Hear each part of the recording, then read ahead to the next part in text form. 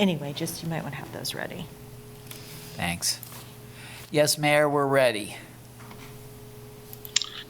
This is Mayor Finkeldine. I'd like to welcome everyone to the February 16th Frozen Tundra version of the City Commission. And before we get started, we'll have a few comments from Porter O'Neill, our Communications and Creative Resource Director. Thank you, Mayor. Good evening, everyone. My name's Porter O'Neill, and I'll be facilitating the Zoom video. Porter, you're on mute if you're trying to talk. You'd think after 3,000 or 4,000 times I'd learn. Thank you, Mayor. Good evening. My name is Porter O'Neill, and I'll be facilitating the Zoom video portion of the meeting tonight. I'm here with Sherry Riedemann, City Clerk, and she'll work alongside Mayor Finkeldine to help facilitate the meeting itself. This meeting is being broadcast and recorded on the city's YouTube channel. During the meeting, when you are not participating, please mute yourself by clicking on the microphone icon found on the lower left-hand side of the Zoom menu next to the video icon. Muting your microphone during the meeting will make it easier for everyone to hear. You will be able to unmute if and when you want to speak. In some cases, I may mute or unmute people as needed to minimize distractions during the meeting. Please remember to state your name every time you speak for the benefit of those listening remotely. You can turn your video camera on or off by clicking the video icon in the menu. For the purposes of this public meeting, when you are participating in the meeting, please keep your video on. When you are not participating in the meeting, it is okay to turn your video off. You will still be able to listen to the meeting when your video is off. You will just have to remember to turn your video back on when you are participating. Turning your video off when you are not participating will help make sure that the active meeting participants can be seen on the screen. In some cases, I may turn someone's video off if they are not actively participating to minimize distraction during the meeting. You can always turn your video back on during the meeting, and if you have any trouble, you can send me a chat. If you're participating by phone, you can click *6 to unmute your phone, and you can click *9 if you want to raise your hand to provide public comment. For those using Zoom, somewhere on your screen, you will see a choice to toggle between speaker and gallery view. Speaker view shows the active speaker. Gallery view tiles all the meeting participants. And now I'll turn it back over to Mayor Finkeldine. Mayor Finkeldine, I'll go ahead and take roll call now. Vice Mayor Shipley? Here. Commissioner Nanda? Here. Commissioner Bully? Here. Commissioner Bully, we can't see you yet, but how about I'm Commissioner unable Lawson? to get in, Mayor. All I can do is the mute. I forgot to take care of the mute, but I can't get in other than that. Okay. Hang on. Commissioner Lawson? Here, and I have the same issue. Can you see Diane's comment? Oh, hang on. Okay. Mayor It's Finkeldine? really cold out there, Mayor. Yes.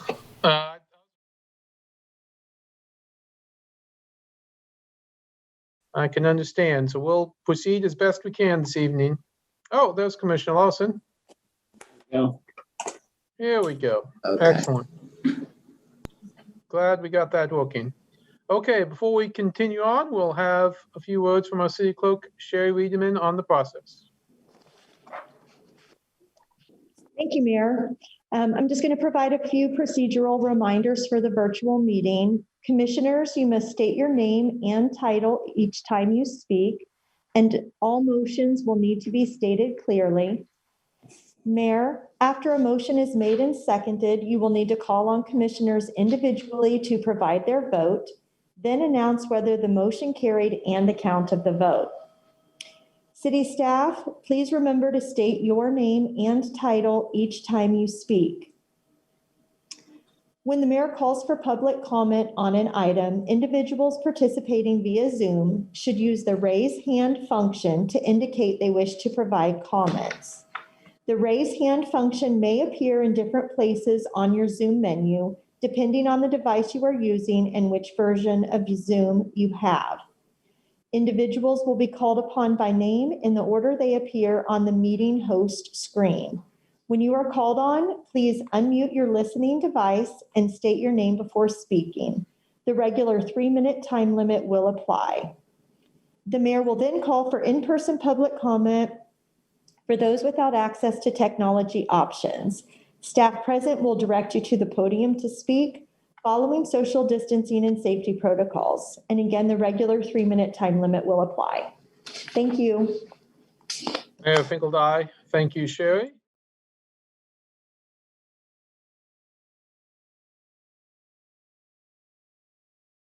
During the meeting. Does any commissioner wish to amend the agenda? If not, I'd look for a motion. Move to approve the agenda. This is Commissioner Ananda. Commissioner Larson, second. Mayor Finkel, aye. We have a motion by Commissioner Ananda, a second by Commissioner Lawson. Commissioner Ananda? Aye. Commissioner Lawson? Aye. Vice Mayor Shipley? Aye. Commissioner Boley? Aye. Mayor Finkel, aye. Aye, passes 5-0. We'll now move to the consent agenda. All matters listed below on the consent agenda are considered under one motion and will be enacted by one motion. There will be no separate discussion on those items. If any discussion is desired, that item will be removed from the consent agenda and will be considered separately. Members of the public wishing to speak to an item that has been pulled off the consent agenda will be limited to 3 minutes for comments. Would any commissioner like to pull an item off the consent agenda?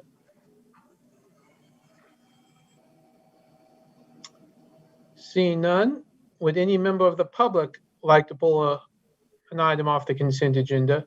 If so, you can use the raise your hand feature and Sherry will call upon you. Oops.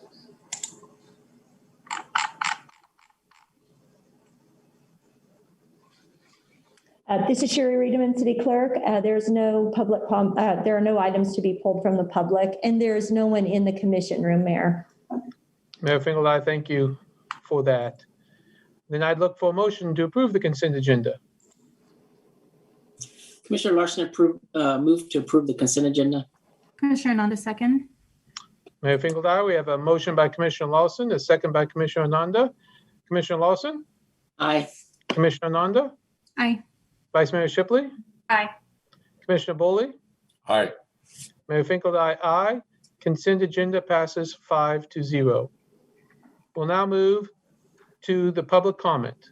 The public is allowed to speak to any items or issues except those scheduled on the consent agenda or regular agenda portions of the agenda. As a general practice, the commission will not discuss or debate these items, nor will the commission make decisions on items presented during this time. Rather, they will refer the items to staff for follow-up if necessary. Individuals should address all comments and questions to the commission. Each person will be limited to 3 minutes. If you would like to make public comment, please raise your hand using the raise your hand feature or turn your camera on and let Sherry know, and she will call upon you.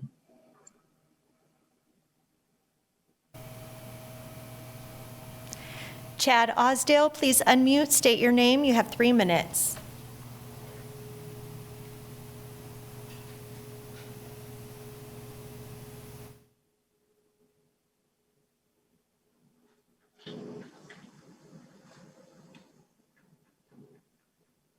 Chad, I don't know if you're talking, but we can't hear you.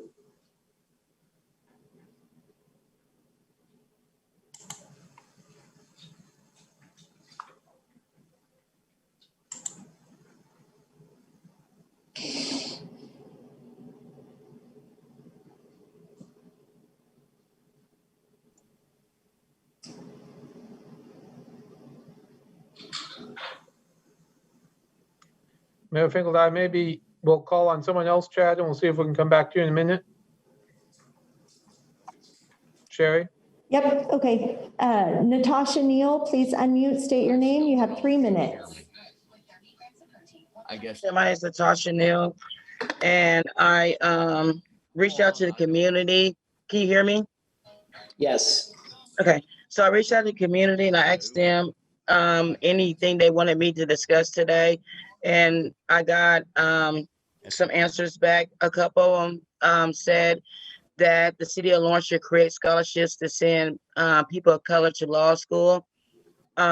Bree Nelson said we're removing the 6 SROs from schools so funds can be reallocated into programs and other resources.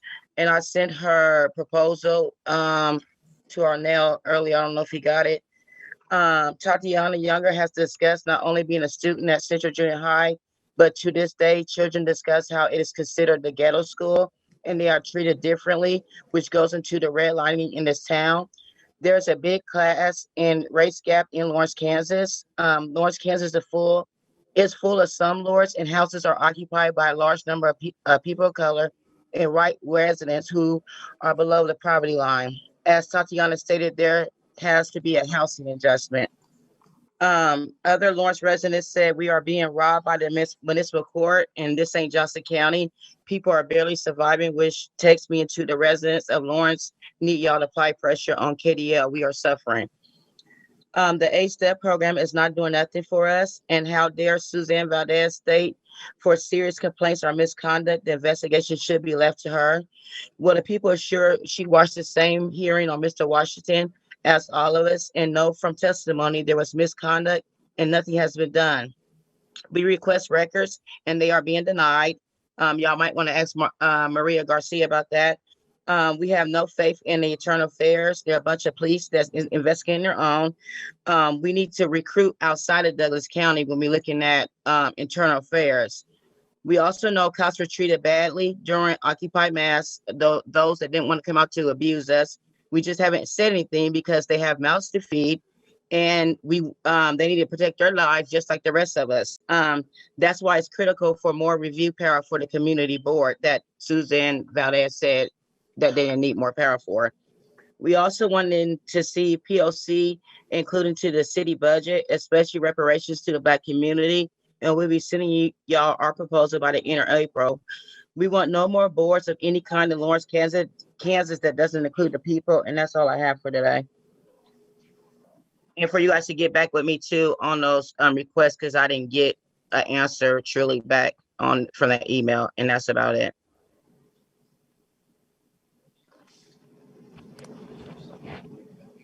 I don't know. Can you hear me now? Chad?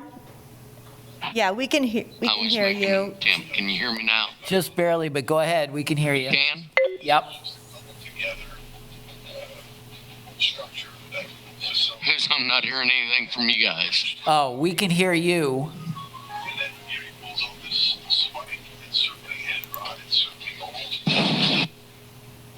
Hell, I'm not sure what's going on then.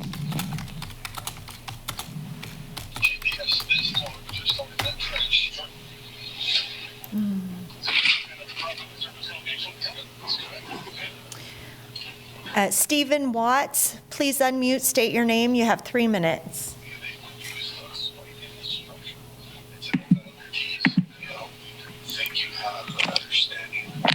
Stephen Watts, Lawrence, Kansas. I appreciate Ms. Neal taking her time to come to the meeting tonight because this woman is spread rather thinly with respect to the people of color across our town. One point. Where does the newly elected, what's he called? District attorney who changed parties from a right-wing Republican to a Democrat so that she could run for party office, immediately take office and say, oh, the police review board, oh, trust me. I know what's best, me and the town executive team. What is the point in having a review board if you get these people up here doing this? It's just incredible.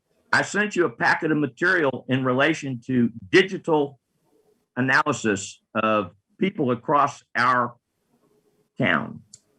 We have to look at, as a community, how do we want to do this? Do we want the police to have facial recognition software? That's just for starters. That's the tip of the iceberg with respect to this digital data that's available. It's all groovy, good stuff. We don't want to get in the way of catching criminals, but is that what's really going on? So Valdez appears out of nowhere, a Republican who's married to a man who was appointed a judge by Trump. That alone is enough. Thank you.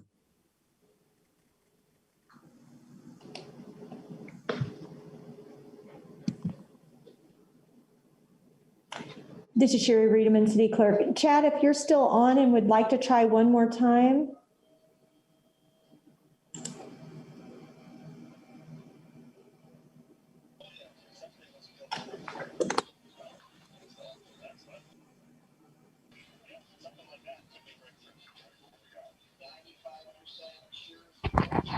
We can hear you, Chad. We can hear you. I see a couple of my heads nodding, but I don't know if you're nodding to me or. Okay. Do I have permission to speak at the moment? I thank you very much. I'm sorry about that. I have no idea what I'm doing here. I just wanted to ask for a little clarification. We had discussed, now can't find anything, huh? We had discussed with Craig about the evaluation scores not having any effect on our merit raises. And it clearly states in the handbook that the principal objective for the performance appraisal process serves as a basis for merit compensation adjustments. So how can he say that it has no effect on our merit raises if it says right here in your own procedures and policies that it does? And I was curious as to whether you guys agree. You said that you were satisfied that everything's being done properly. So the preset evaluation scores is not a problem. The fact that the employees have no ability to have any positive influence on their merit scores through their job performance, you're fine with that too. I just asking why it's written one way and you do things the other, not following your own policies, and then acting like I'm crazy for asking why you're doing it opposite the way you write it, and then not answer any of the questions. Just say, oh, well, we answered them and we're satisfied. Doesn't matter if anybody else is satisfied. I don't like to get upset and I don't want to waste your time. You've heard this all before. I'm just trying to get some answers. And if you weren't ashamed of what you're doing or embarrassed of how you're doing your process, you should have no problem saying, here's the evaluation paperwork. This is how we say it's done, and this is how we're doing it. Shouldn't be a problem for you. But if you're not doing things the way you say, that's where it becomes a problem to say anything about it. I'll shut up now. Thank you very much, and you have a wonderful evening.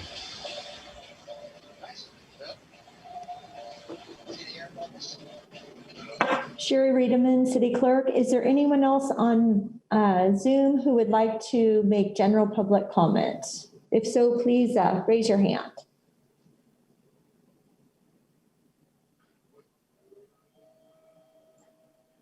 Mayor, that's all the public comment.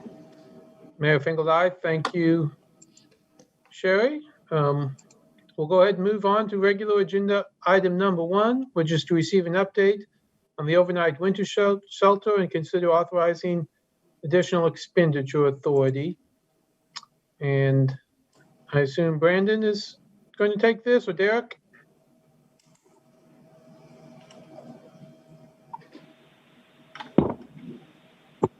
Mayor, this is Assistant City Manager Brendan McGuire. Actually, Derek Rogers, our Parks and Rec Director, is going to take the lead on the discussion tonight. Okay. Derek Rogers, Director of Lawrence Parks Recreation. Here to provide an update on winter shelter program and how it's been going. Since February 7th has been the whole reason, one of the main reasons why this program has been so important for the community. The program, as our temperatures have increased, I'm going to go ahead and share a screen that kind of show you what's been going on. If Porter can get me to do that. Hang on, Derek. There we go. You should be able to now. Thank you.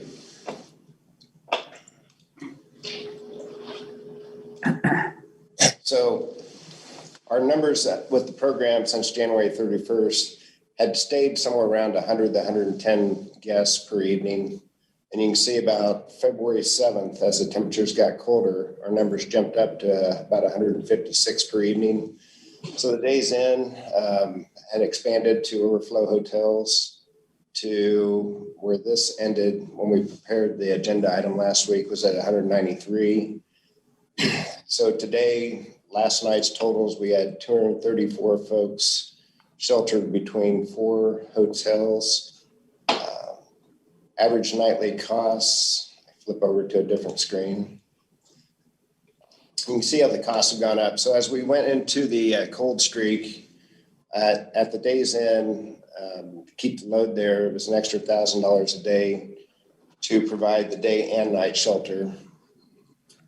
And so you can see the nightly rates, even though it's $5,700, for example, on February 11th, for the rooms overnight, you had 1,000, there's roughly 6,800. Hey, Derek, this Yes. is Mayo.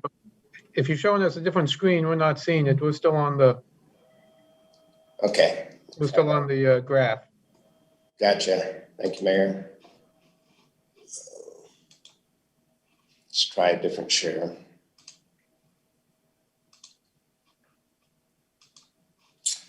Okay, so here's what's been going on since the February 10th timeframe.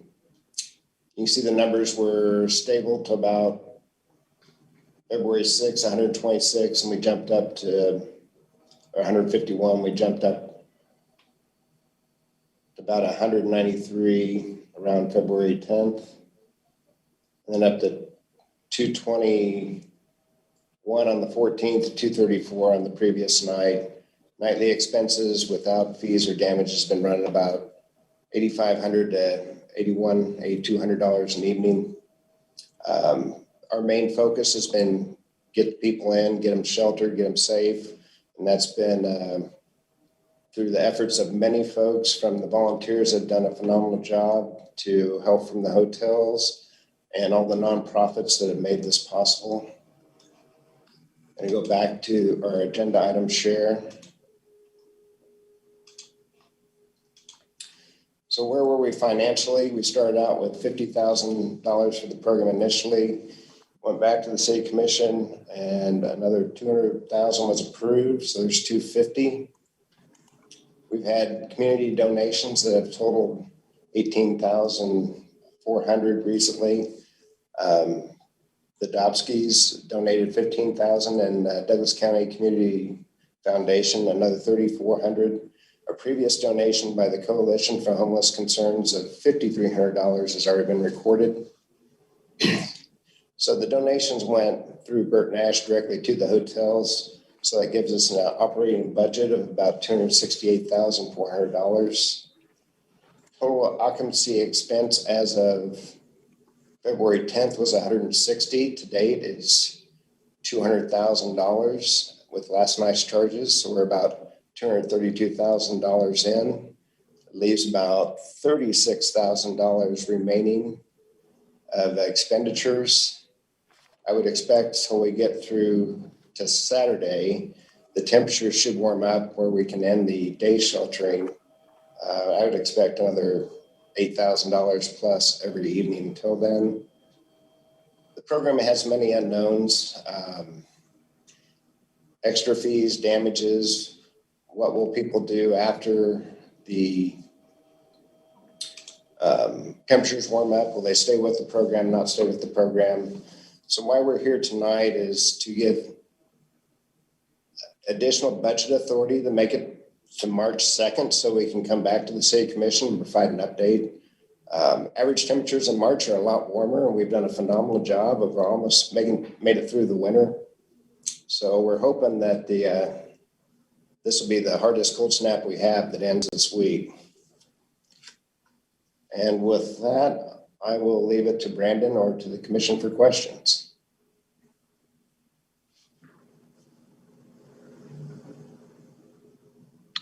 Mayor Finkeldine. Brandon, did you want to add anything? This is Assistant City Manager Brandon McGuire. I don't really have a whole lot to add. Obviously, we didn't put together a big presentation for you tonight. In discussion, it seems like a fairly straightforward issue, and I think everybody's well aware of just how this unprecedented winter weather event has affected our community, and especially our vulnerable community members experiencing homelessness. As Derek showed, the numbers shot up dramatically, and operating out of 4 different properties with 230 plus people a night who really do need this. It would be the staff's recommendation that we appropriate the additional budget to sustain the program through at least the first meeting in March, which we were confident that this number will get us there. We didn't want to be caught between 2 meetings, this last one in February and the first one in March, without leaving that decision unresolved. So that's really the reason why we're here this evening. Any other technical questions, I'm sure Derek can field those from the commissioners. Mayor Finkelstein, thank you. Brandon, commissioners have any questions before we open it to public comment? Vice Mayor Shipley, I hate to open a can of worms here, but and Mayor, maybe you could even answer this. And I do see in the memo a list of programs and partners that are working towards permanent housing and some projects that will be coming up. But I did notice in the memo that only 2 people have been permanently housed out of Woody Park. And that sounds disappointing, especially with such a generous outpouring for the community of money and concern. Is there anything anyone can comment on the speed or rate at which we can get more people permanently housed from where we're at? Eric Rogers, Director for Parks and Recreation. I'd hope that Matthew Falk might made it on tonight from Burt Nash in his absence with some of our comments and Zooms we've had recently. Up until the end of March, the end of January, we had 31 people have been in Camp Woody Park. 31 campers, 3 had been placed in housing. What is promising, again, that they're not placed yet, but talking to Burt Nash, it sounds like quite a few are in the process of rapid rehousing. So I'm hopeful from the comments I hear from Burt Nash that is in the works for a lot more to get permanently housed. This is Assistant City Manager Brandon McGuire. One more consideration along that line of thinking, which Commissioner Shipley is, that's our biggest concern as well. And I think the volunteers who are running the program is, obviously this program is only sustainable for a certain amount of time, and we're really shooting for the worst of the winter weather. And then, Derek and I were actually just talking about it this evening. These people have literally been living with us. They're friends. Derek walks around and everybody knows him by his first name. Same with Mitch and John and Tony are champion volunteers and all the others. And so you start, you really put faces and names to the experiences of people in our community who are houseless. And it really does, I think, elevate that conversation about, as a community, with our community partners and our other government partners, how are we going to prioritize rapid rehousing programs, case management support programs, and try to actually make progress other than just getting people through the winter. So certainly something that resonates with Derek and his staff, and those of us on the call who have been working closely with the program. I would say one last thing, which is that through the program that the community shelter is helping us with at Econo Lodge, that other ESG federally funded program, they do have goals as well for placement in some outcome other than homelessness, other than returning to the street. And so they're working really hard to accomplish those goals. And even though it's not technically a requirement to accomplish the traditional ESG outcome, they're still trying to run it and program it to that level.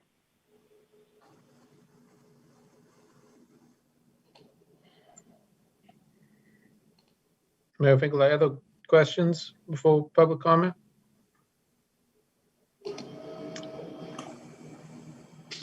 Being none at the moment, we'll go ahead and open it to public comment. If you want to make public comment on this item, please raise your hand using the raise the hand feature, or turn on your camera and let Sherry know and she'll call upon you. Stephen Watts, please unmute, state your name. You have 3 minutes. Hi, Stephen Watt. We have a problem in Lawrence, don't we? A big one with respect to people that don't have anywhere to shield themselves from the cold. My question, however, is, did it get cold last year? Was it cold the year before? How about next year? This 30-day stuff is not going to cut it. It doesn't work. It's great that we're doing this. It has to be expanded. How do we expand it? How about creating a Department of Social Services for Lawrence? One that includes the police department, all under social services. A huge pot of money available to house people, to feed people, to educate people, and to protect people. We have to move away from this 2 week stuff. Mr. Rogers is doing the best he can. He's a military man. Since when was hope a strategy in the military? I don't think it was. We don't win battles with hoping. Where is the leadership with respect to providing these types of services? Okay, so what happens next week or the week before when, oh, God bless America, it's only 20 degrees above Fahrenheit. That's not so bad. Go out and hang out and do whatever the hell it is that you do. Oh, can I say that? I did.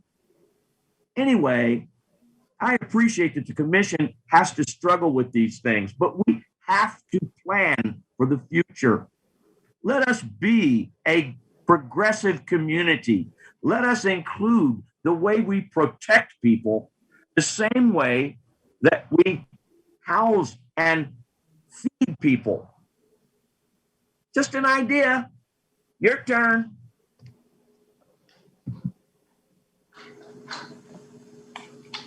Stephen Ozark, please unmute, state your name. You have 3 minutes. My name is Steve Ozark. I am the Secretary for the Coalition for Homeless Concerns and co-chair for Justice Matters Homelessness Action Team. I do want to thank everybody that's been involved. I do want to say that I think that Tony and John, who are now on their 55th straight consecutive day since December 23rd, working at the shelter, need some kind of stipend, some kind of monetary thank you for working nonstop and continuing to do so. That seems to be sidestepped by other needs that we find for this program. There's a real opportunity that we have, and I've been pleading with the service providers, and I want to share it in this public forum, that we've had somewhere near 400 unique individuals housed at the Days Inn and now at the other hotels. And a lot of these folks don't have service providers, and they are people that we are looking for every year for our point in time count that we can't find. And this is a unique opportunity because of the pandemic, because they're all at these hotels, for service providers to gather the by names list and the information on these folks, begin to form relationship and provide a giant leap forward in a sustainable program of services that we can do with folks. There are people who have never been inside before that have been out. So I'm just pleading with our community to share that intel. And through this week, 24/7, if you contact John Crable or myself, you can inventory these folks, get to know them. We can begin to serve them. They're going to disappear after this weekend. So that's a really key opportunity that we have through all this expense and hard work that people are doing. And I do want to say that, as Mr. Watts said and other people, we all recognize this is not working to change homelessness. This is not doing anything but keeping people alive. We can take pride in that. We can also realize that to change the system here, there is a model called Built for Zero. There's 75 communities that have implemented it. There's 17 that have succeeded in building their community for zero homelessness. And I hope and pray that you all in the commission and this community, the county and the service providers will come together, study this model, and put it in place so we don't need to do this again next year. Thank you.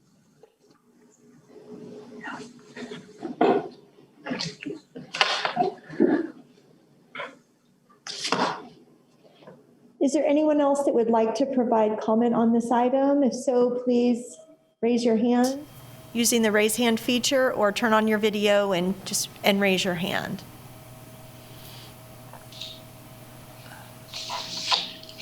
Sherry, Derek Rogers, Director of Parks and Recreation. I just have one comment that Stephen reminded me of, that we did do a data entry with HMIS system at Days Inn. We picked a day, I think it was February 3rd, and inventoried, or had the folks that were there that weren't in the system at the time. I think we had about 115 of the people that Bert Nash came down and inputted into their data systems for services.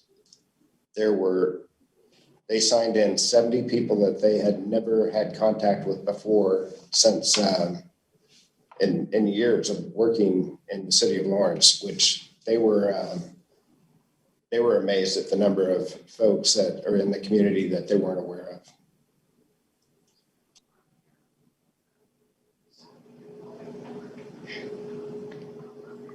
This is Sherry Reederman, City Clerk. Mayor, no one else has indicated that they want to speak to this item that hasn't already spoken. Oh, I'd like to speak. please state your name. You'll have 3 minutes. This is Sherilyn Wells. I would like to say I really appreciate the city's response to what became a really dire need, and the many volunteers that have come. It really has been heartwarming.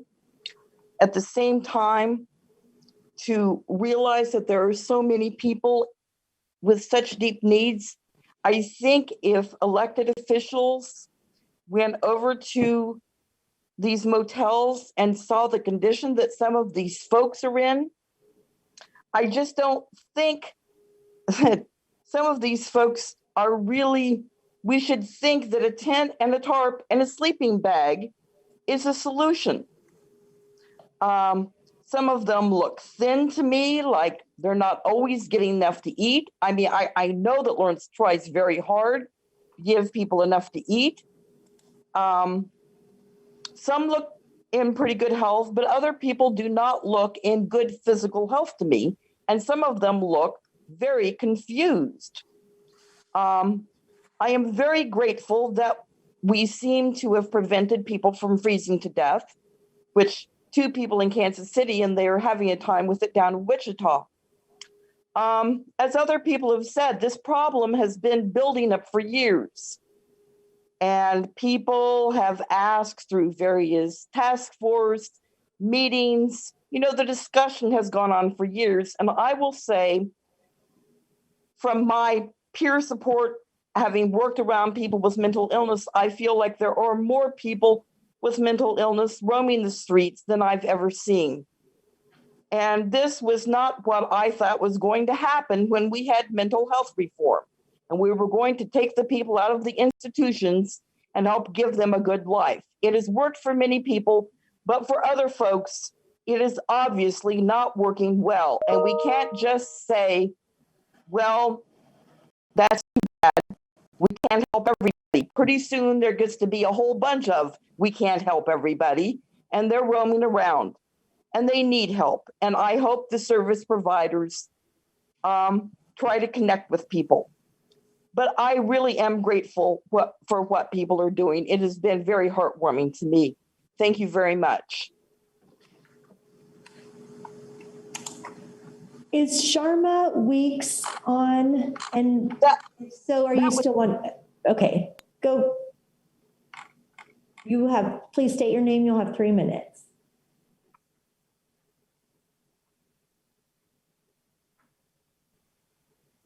Can you see? Sherilyn, was that, You saying that was you as Sharma Weeks? Yeah, that's just my email address. Thank you. Is there anyone else who would like to provide comment on this item that has not already spoken?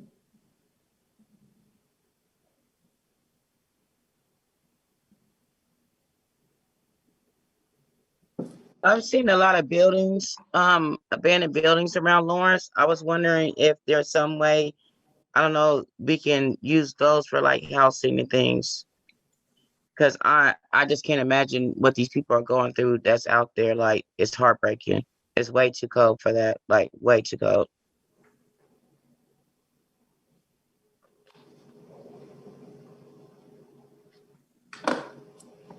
Any other public comment?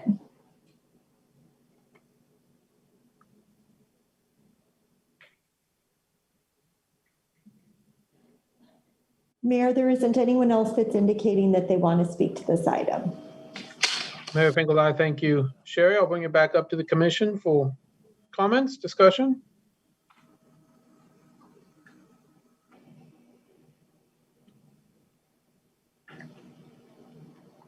I can go ahead and start, I guess. Certainly, I appreciate what Derek and his staff, as well as John and Tony in particular, and all the volunteers have been doing. You know, certainly when we started this project, we wanted to get people out of the cold and knew we might have a cold streak. I don't know any of us predicted a 10-day cold streak like we had, but I can't even imagine what situation we'd be in if we didn't have this program up and running. And the fact that we went from 100 to 200 or 230 when it got cold, to Steve's point, certainly shows the people who we don't even know about, who don't even come to use these services unless it's really a dire need. And so I appreciate the support, and certainly I believe we need to continue to fund this. And I think, as you know, as several people have pointed out, as we move forward, we have to continue to work with the county and the other providers, for Build for Zero or other programs to address these long-term needs. And I think it's going to be a big part of our work going forward, but certainly appreciate it, certainly support a particular motion tonight.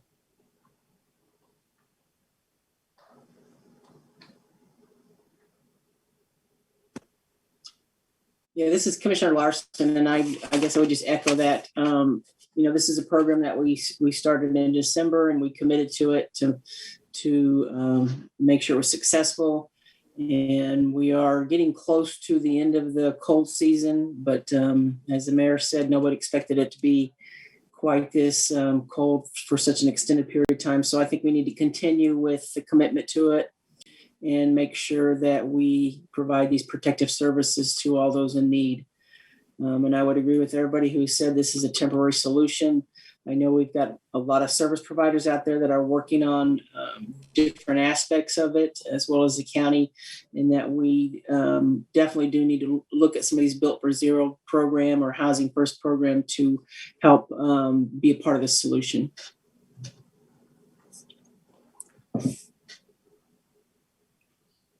Vice Mayor Shipley, sorry, can't see anyone else. Mayor, no one mentioned, but I think it's worth noting about the opening of our recreational facilities for daytime warm up. I agree with you, Mayor and Commissioner Larson, but it occurred to me while Commissioner was speaking that I had seen that, and maybe Derek might want to say something about that.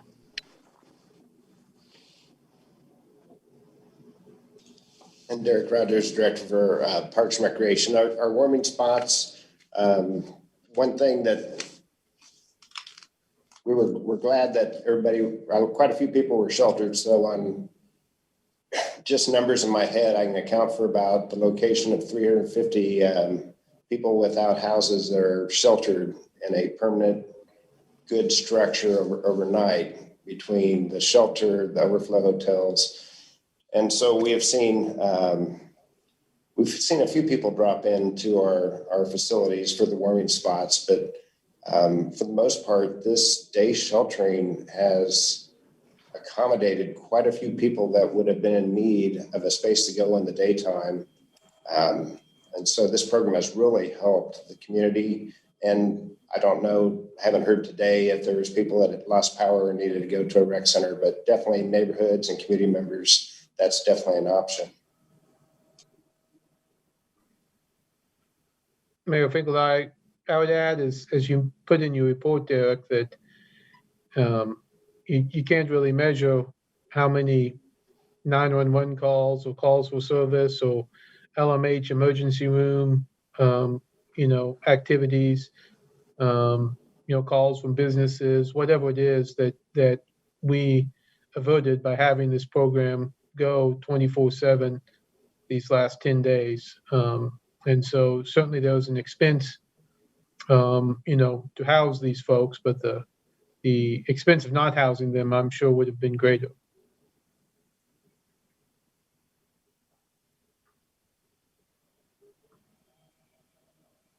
This is Commissioner Ananda. I agree with Commissioners Larson and Mayor Finkeldye on needing to do this. I agree with commenters on the need to not do this again, to not need to do this again. But that's a conversation for another day, hopefully a day soon. But we have to get folks through until our next meeting. So I think I'm ready for that to happen this evening and for that continue in the future. Mayor Finkel, then I'd look for a motion. This is Commissioner Ananda. I would move to authorize additional expenditure authority of $90,000 from general fund balance to sustain the winter shelter program through approximately March 5th, 2021. Commissioner Larson, second. Mayor Finkel, there's a motion by Commissioner Ananda, a second by Commissioner Larson. Commissioner Ananda? Aye. Commissioner Larson? Aye. Vice Mayor Shipley? Aye. Commissioner Boley? Aye. Mayor Finkel, aye. Passes 5-0. Thank you again, Derek and Brandon, for your work. Steve, and tell John and Tony thank you for their work and all those working on this project. Appreciate it. We'll now move to agenda item number 2, which is to receive a report on questions surrounding the city taking responsibility for sidewalk maintenance. Good evening, Mayor and Commissioners. This is Senior Project Engineer Jake Baldwin.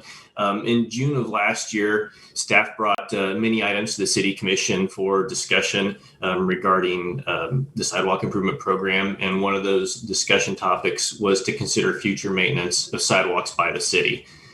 In a moment, I'm going to go over the highlights of that discussion, but first wanted to just clarify a few of the assumptions that have been made in consideration of potential policies such as this. And if we run into the memo, the first assumption we have listed is that the city would not remove, or that property owners would be responsible for the removal of snow and ice from public sidewalks that would not be subject to change. The second assumption listed is that potential sidewalk maintenance would not be assumed by the city until after the annual sidewalk improvement program had repaired that property sidewalk to a satisfactory condition, meaning we don't want the city to take over maintenance of sidewalk that is unsatisfactory. And the third assumption we have listed is that repairs need to be made in full compliance with the Americans with Disabilities Act. Discussions with the city's ADA compliance administrator indicate that any new construction or takeover need to be ADA compliant. This means we're probably getting away from spot repairs and looking more to block-in repairs in order to be ADA compliant. And Evan Correnta, the city's ADA compliance administrator, is on the call. He can address any questions you have after the presentation in regards to that ADA compliance. And now we've gone through those assumptions, we can get into the key questions surrounding the issue. And I think we discussed many of those at that meeting last June. So I'm hoping this is more of a refresher that helps to kind of prime the discussion to follow. The first of those relevant questions is what would city maintenance of brick sidewalk look like? And Really, we don't know the answer to that yet. The Lawrence Bricks Committee is ongoing in their work. They're hoping to get their work completed this year. And I think the product of that work would be to give us a brick sidewalk standard detail and specifications that would really allow the city to have that information in terms of repairing sidewalk, constructing new sidewalk, and holding our contractors accountable to those standards and details. The next relevant question is, what would that maintenance program look like? Staff believes that we could probably begin small with a contractor until we can roll out a full-time city crew to make these repairs. We begin by being complaint driven and focus on having timely response to these requests for service. However, we do have the priority routes that were produced from the data-driven process that was approved by City Commission here a couple of months ago. So I think that's something we would also want to work into whatever maintenance program we started up. Question number 3 starts to deal with the cost of what a program like this would look like. And in that meeting last June, we said that the initial startup cost for a sidewalk crew would be about $1.1 million for the first year, followed by $750,000 in subsequent years. And these figures were based on about 1.9 miles of repairs per year. They were based off of spot repairs. And we recognize that doing something like this is kind of scalable, meaning if we want to tackle more repairs every year, we would have the ability to add more crews. Fourth item, relevant question, also deals with cost. And that question is, what does asset management best practices tell us about sidewalk maintenance costs? And that tells us that roughly 4% per year of the total asset value should be spent on maintenance if you're going to try to achieve a lifespan of 30 years for the sidewalk. So for Lawrence, with 420 miles of sidewalk and assuming the replacement cost of $220,000 per square mile, we have an annual cost of approximately $3.7 million per year. Question number 5, what liability concerns does the city have? I think there's the potential for increased liability or injury lawsuits. I know Randy Larkin is from the city attorney's office is on the line, and he can answer questions that pertain to those questions.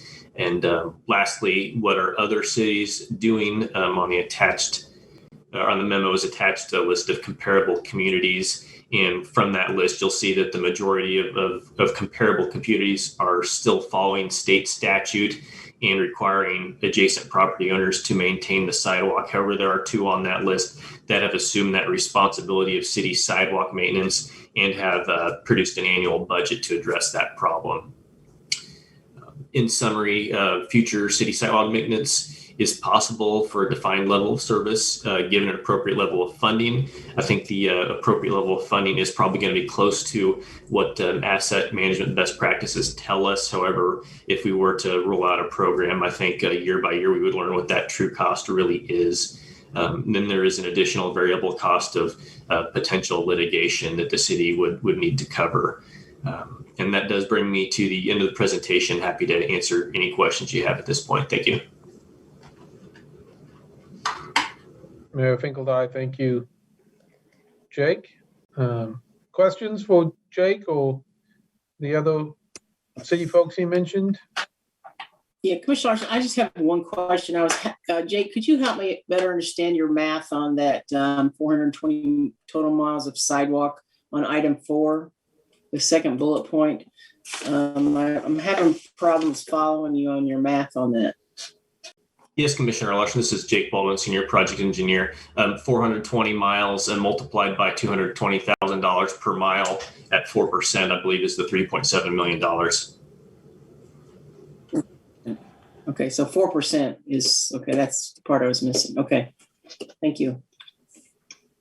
Vice Mayor Shipley, in that same vein, if you go with your previous suggestion in not only in the assumptions, but I think above in doing spot repair, why would you need to spend that much money per year? You're going by your percentage, but not necessarily the realistic number that's happening. Right. That's just a best practice, the 4%. This is, again, it's Jake Baldwin, Senior Project Engineer. Really, that's the ideal of what we would spend in a program like this per year. What we're proposing is not that. I think that is just the numbers that we brought up in the June meeting last year as a kind of a benchmark or a starting point of where to begin. Vice Mayor Shipley, so this would be the highest possible number. Jake Baldwin, Senior Project Engineer. No, I don't know that I could say that's the highest possible number. I think once we get into a program, we would kind of understand what that problem is. And again, there's a variable cost built into that program. And just, Vice Mayor Shipley, just to remember, we don't have the results of our LiDAR that we've invested in for our sidewalks at this time. Is that correct? Senior Project Engineer Jake Baldwin. No, we do not have those results yet. This is Commissioner Ananda, and I'm going to apologize because I haven't brought this question up, so you may not have an answer for me. But looking at what we have done already, approximately how many miles of sidewalk have we inspected and had, in our first section that has been completed? Would that be, and then, so that question, and then also looking at how over time we wouldn't have 420 miles of sidewalk for some time, presumably if we continue moving at the kind of section by section pace. So do you have thoughts on how many years or how long it would take for us to have 420 miles of sidewalk to deal with? Jake Baldwin, Senior Project Engineer. No, I don't think that 4% cost would come into play until a sidewalk improvement program had essentially addressed every part of the city, every sidewalk in the city. Like you said, it'd be building slowly over time. And I think we've said in the past, we're trying to get that program run through the city within 8 to 10 years. So that's kind of the timeline I would probably reiterate. Commissioner Nada, thank you. And then do you have any information, or were you able to speak with those communities about the communities who do take responsibility for the sidewalks, what their liabilities have been, how frequently, or the costs of the liability that they're taking on by having those sidewalks? This is Jake Baldwin, Senior Project Engineer. No, unfortunately, I was speaking mostly with engineers from other cities, dealing with the more of the procedures and processes of the program, and not with legal folks. Commissioner Nada, thank you. That might be a question for Randy or Tony. I don't know if you have any information on any of the which those cities are sued for liability.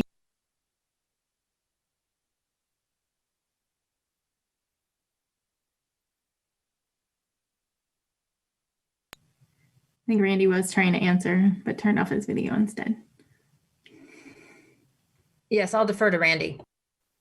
This is Randy Larkin, Deputy City Attorney. Sorry, I unmuted, but it did not work.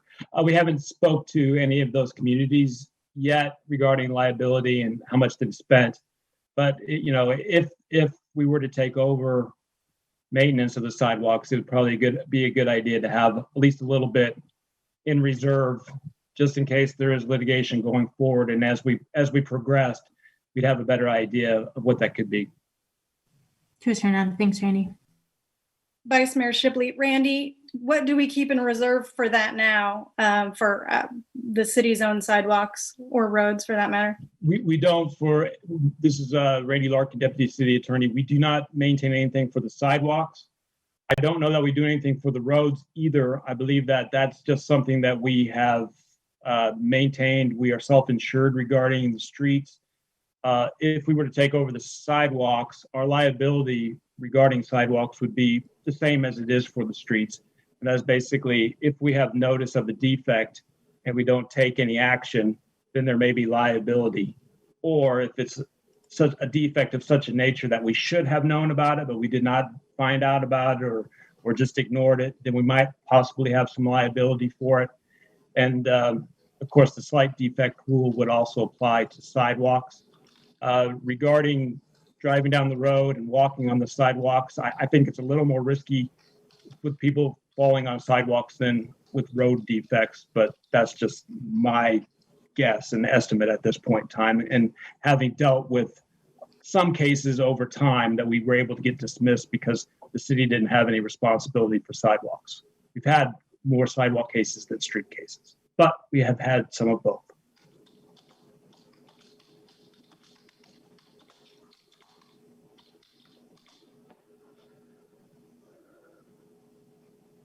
Mayor Finkel, other questions before we open it to public comment?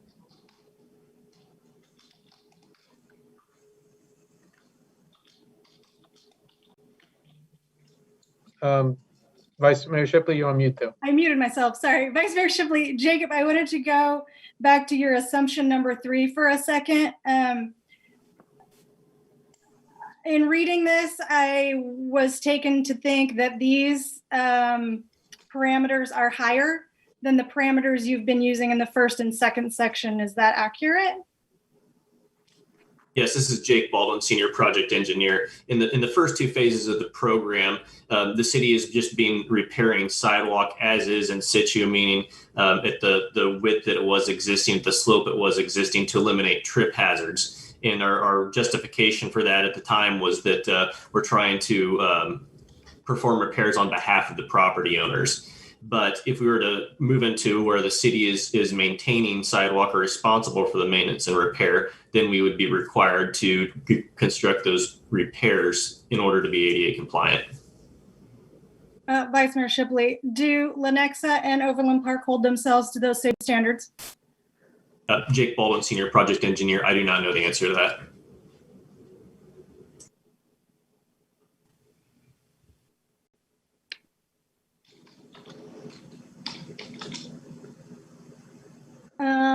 Vice Mayor Shipley,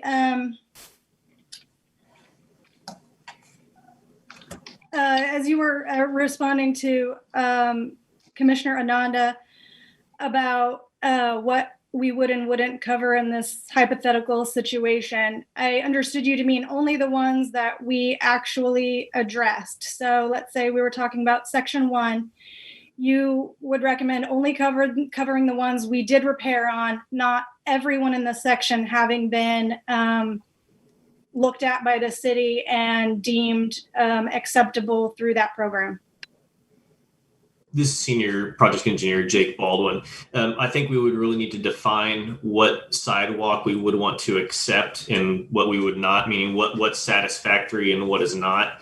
And I think in the memo I said we would want it to be new condition or showing no signs of repair. So I would hope that after the first phase and the second phase, all those properties would be covered under that. But I think we'd want to avoid the situation where a sidewalk panel may not have had a trip hazard, but was deteriorated to such a point that we would not want to assume maintenance for that. Vice Mayor Shipley, in that eventuality, would you recommend reviewing those previously done sections again, just to be sure? Senior Project Engineer Jake Baldwin. I think some sort of assessment would want to be made before we took that maintenance responsibility for that property. Like I said, in the sidewalk improvement program, if a sidewalk panel is cracked down the middle and does not pose a tripping hazard, we would not fix it. But does that mean the city wants to assume maintenance and repair of that sidewalk panel? And that's the information we don't have. Vice Mayor Shipley, from your perspective, would you have any reason to not include, say, newer sidewalks that were, for example, in safe routes to school, or like on Castles where it was just redone?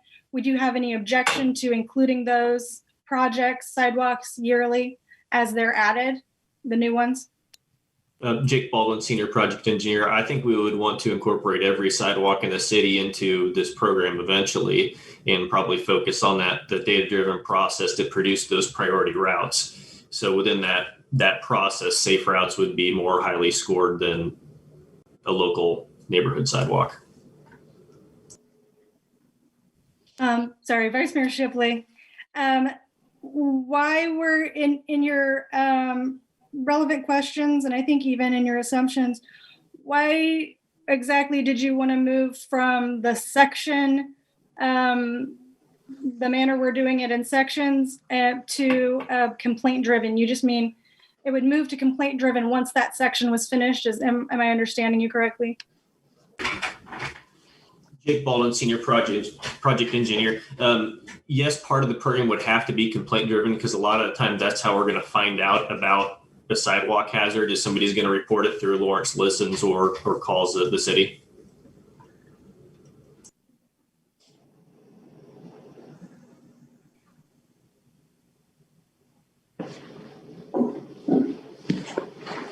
Sorry, Vice Mayor Shabby, a lot of notes.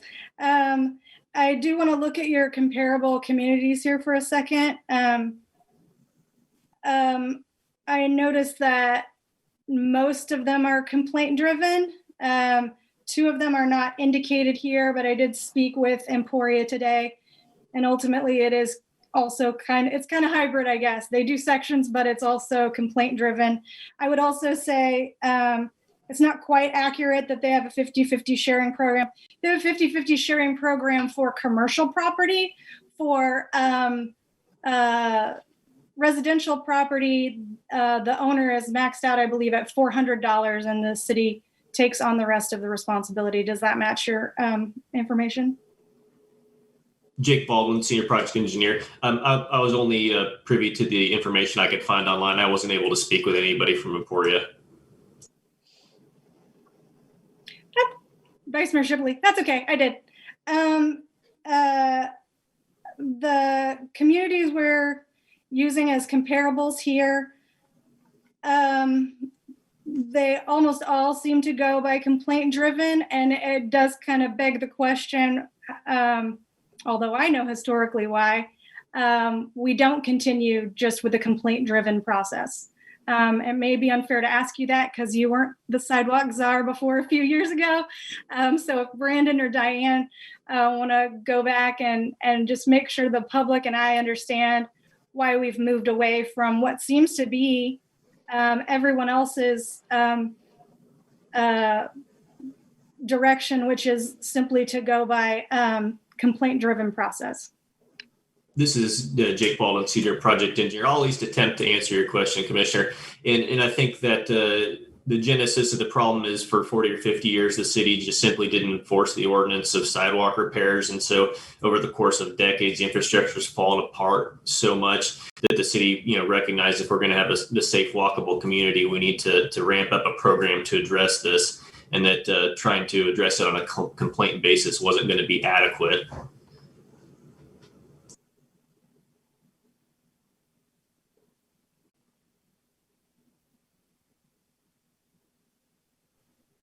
Mayor, Vice Mayor Shipley, that's probably what I've got for the moment. Thank you. I appreciate it, Jacob. This is Commissioner Ananda, if I may. I think this is a legal question. I'm wondering if there are any precedents where liability exists to the property owner unless it's reported to the city by the property owner as in defect. Is there any precedent for that?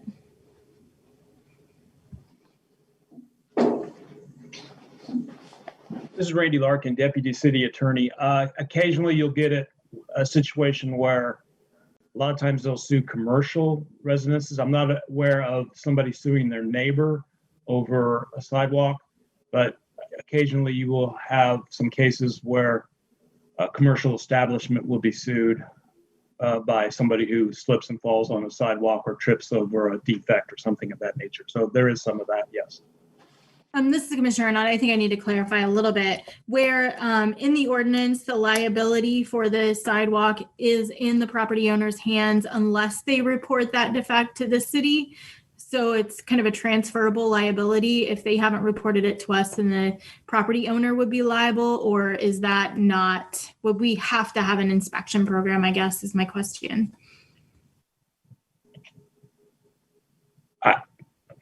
Could you repeat the question? I'm a little bit confused regarding the... So let's say I have a sidewalk, it has a defect. The city has taken responsibility for it because at one point it was in new or like new condition. It has a defect, it's developed a crack that is fairly significant. Can we create a liability for me to report that to the city in order for you to have liability should something occur? I understand your question. Yeah, I'm not aware of any community that has that set up. I'm not aware of our ability to create liability in state court for such a thing. We might have some type of penalty or some type of thing that we can do through municipal court. But typically the situation is if we have notice of the defect and we do nothing, then we may have liability. But if it's something that's new, we don't know about it, then we would not have liability, even though we have the maintenance of it. And that's where it's at. But I'm not aware of any case law where the abutting landowner or the adjoining landowner would have any liability for that sidewalk. This is Commissioner Nanda. Thank you. So do you think that that would require us to have an inspection program, or would it be sufficient to expect an individual property owner to report that or someone else to report that to us to have notice? This is Randy Larkin, Deputy City Attorney. There's nothing that would require us to have an inspection process. And in fact, there's some Kansas Tort Claims Act where we have some immunity regarding inspections or failure to inspect or having an inspection program. So we would kind of have some some leeway as to whether we want to have an inspection program or not. So that would be something that we would have to choose to do. Commissioner Nanda, thank you. Mayor Finkeldine, to follow up on that, Randy, and I think I know the answer, but to be clear, there's a distinction between cities which take over maintenance of a sidewalk and thus take on the liability both possibly from slip and fall, but also ADA, versus a situation like Emporia where there is the responsibility is still on the neighbor, but maybe the city pays for it or pays for part of it. Is that a legal distinction? This is Randy Larkin, Deputy City Attorney. Yes. We, kind of currently how we set up those previous programs where we assisted owners with some sidewalks because we have provided assistance. We had them make sure that they signed disclaimers, recognizing that even though we're helping pay for the sidewalk, that they have the responsibility in going forward if there's any defects under the existing program, if that makes any sense. So yes, there is a slight distinction, but we would want to protect ourselves if that was the case. Mayor Finkeldine, thank you on that. Other questions before we open it to public comment?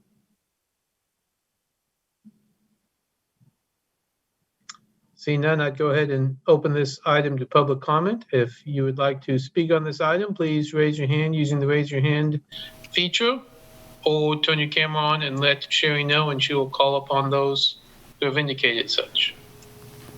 Stephen Watts, please unmute, state your name. You will have 3 minutes.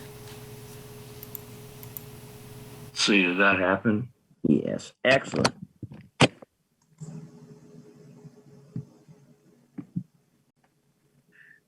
Appreciate the time. These sidewalks have been vexing Lawrence for an extended period of time. Long time. And we've been talking about them for a long time. And yet, we have social service issues. Which come first, sidewalks or people freezing in the streets? I recognize that you confront, as a town commission, these issues that come at you seemingly in the last year, one right after the other. Just as the populace, me, everybody around me, everybody is experiencing this. And so it's my hope that, well, there we go again, hope. Hope isn't a strategy. That's where I live. We have to stop hoping. We have to start planning and creating. I don't hear any of that. I'd like to hear some of that. I have some plans. Do you have some plans? Are we in the play, Hamilton? Smile more. Or how'd that go? Talk less, smile more. Don't let them know what you're against or what you're for. I'd like to know what each of my town commissioners are for. Anyway, there's sidewalks over here where I live. Let's see what happens. Thank you.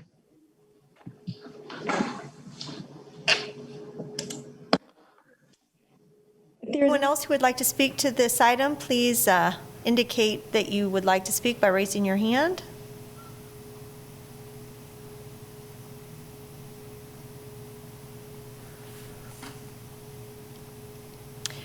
Mayor, there's no more public comment on this item. Mayor Finkel, thank you, Sherry. We'll bring it back to the commissioner for additional questions or comments or direction.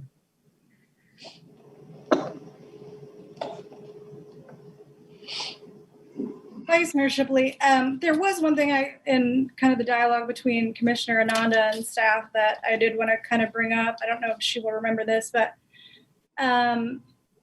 and appreciated that what part of Randy's response will be. But I am aware that in Boston, they set a cap. I think it was $500. So you can sue the city, I guess, but the most you'll ever get out of them is $500. That's written in their statute, just by way of suggesting creative solutions. I don't, and especially since we have no data, we didn't do the research to find out what our neighbors in Lenexa and Overland Park get in terms of lawsuits or liability.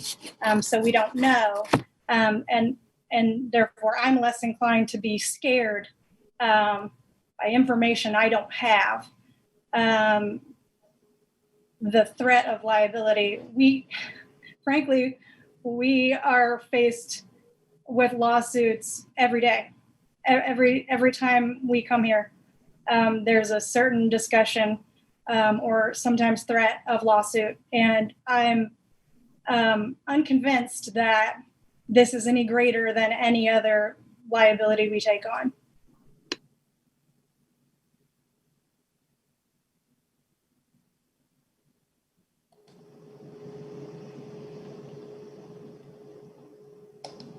Mayor Finkel, and some of you have been around this discussion a lot longer than I have, so pardon me if I ask a question you probably all know the answer to. Jake, maybe the question's for you. We spend a certain amount of money a year on our own sidewalks, right? And we do that without a city crew? Jake Baldwin, Senior Project Engineer. Yes, there's currently two CIP projects for the Sidewalk Improvement Program to fund $300,000, $400,000 a piece for a yearly program. But we've never had our own crew do that. We've always repaired and done ADA work on our sidewalks through contractors, irrespective of the neighborhood sidewalk issue, correct? Jake Baldwin, Senior Project Engineer. Yes, that is correct. We have contractors for our sidewalk gap projects and safe route to school projects that construct projects to ADA compliance. Mayor Finkel, but I guess what we're talking about with some relevant questions here is, as we take on more sidewalks, if we did take on more sidewalks, you're thinking the more cost-effective approach would be eventually to have our own crew to do that? Would they do both the city-type projects as well as these, or is what's in your relevant questions just focused on neighborhood sidewalks? Jake Baldwin, Senior Project Engineer. Yes, that's just focused on this program. I think that the city crews would be capable of doing that work based off of budget and workload.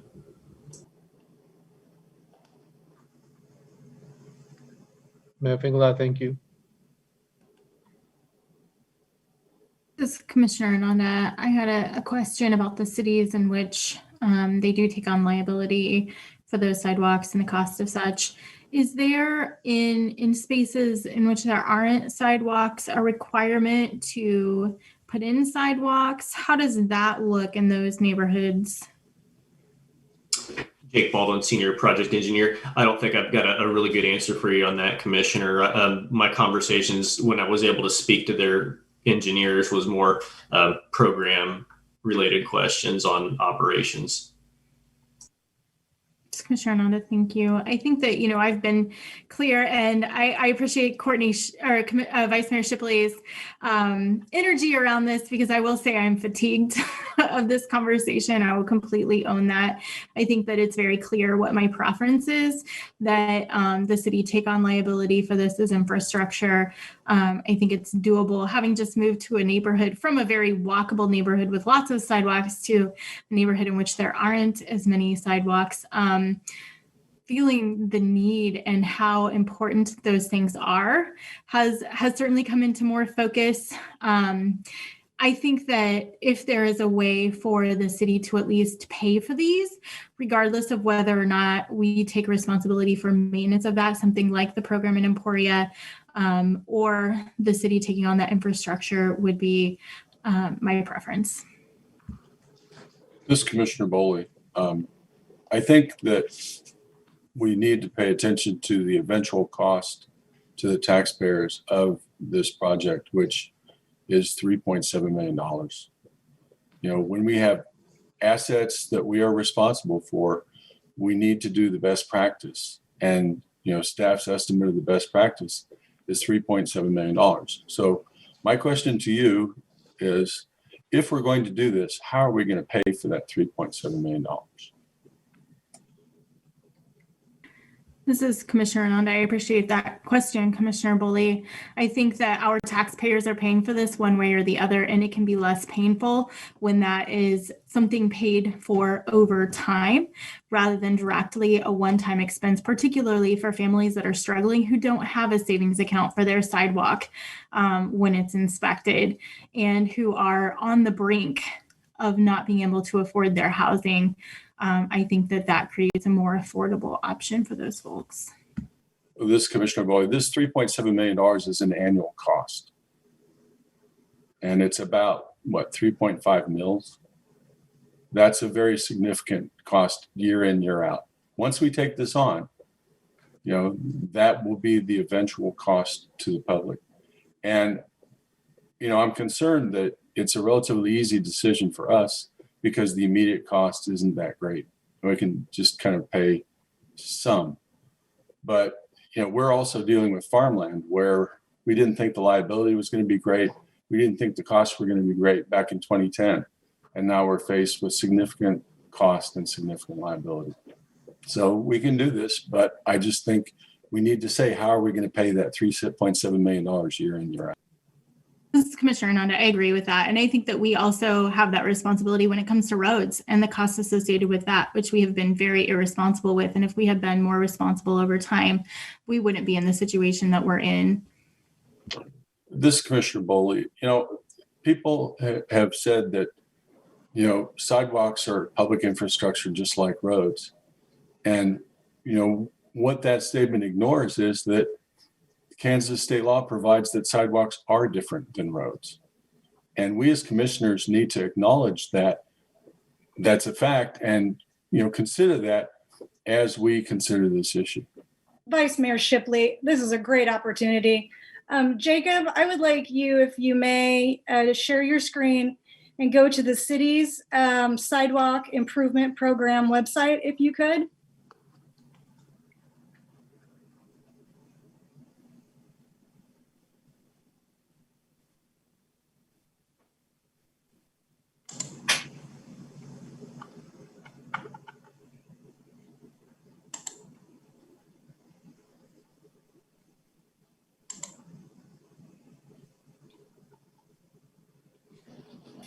Vice Mayor Shipley, again, thank you.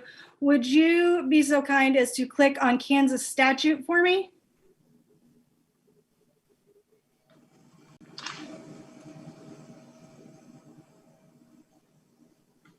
Thank you, Vice Mayor Shipley, again. Would you also be a dear and click previous up above by Article 18 till you get to 18 to 01, 18-0. Yeah, there you go. There you go.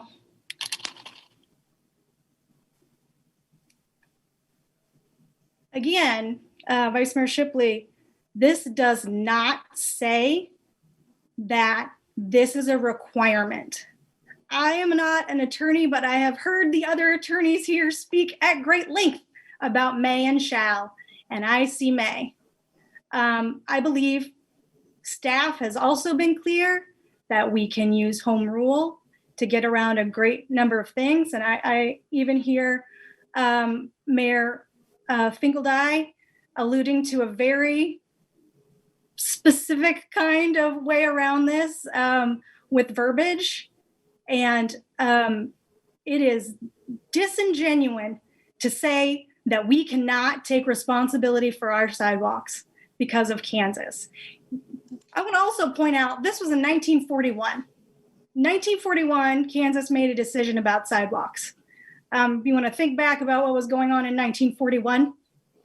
Probably a lot more on their mind than sidewalks.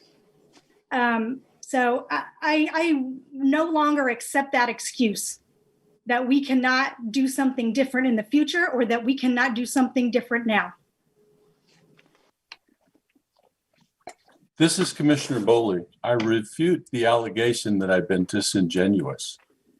My statement was that Kansas state law provides that streets are different than sidewalks. I did not say we couldn't do this. What I'm saying is Kansas law provides that streets are different than sidewalks.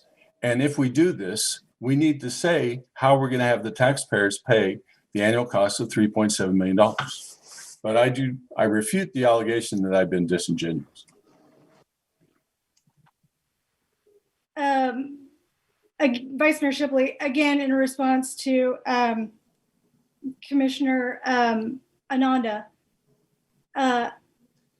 certainly we can do this, and we accept responsibilities for roads every day.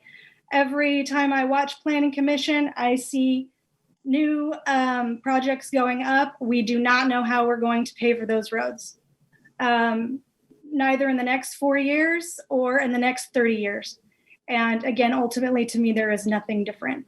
This is actually a smaller amount of money. We probably spend 5 times the amount of money on roads that we do on sidewalks. And we dare to say that we want to be a walkable, bikeable community.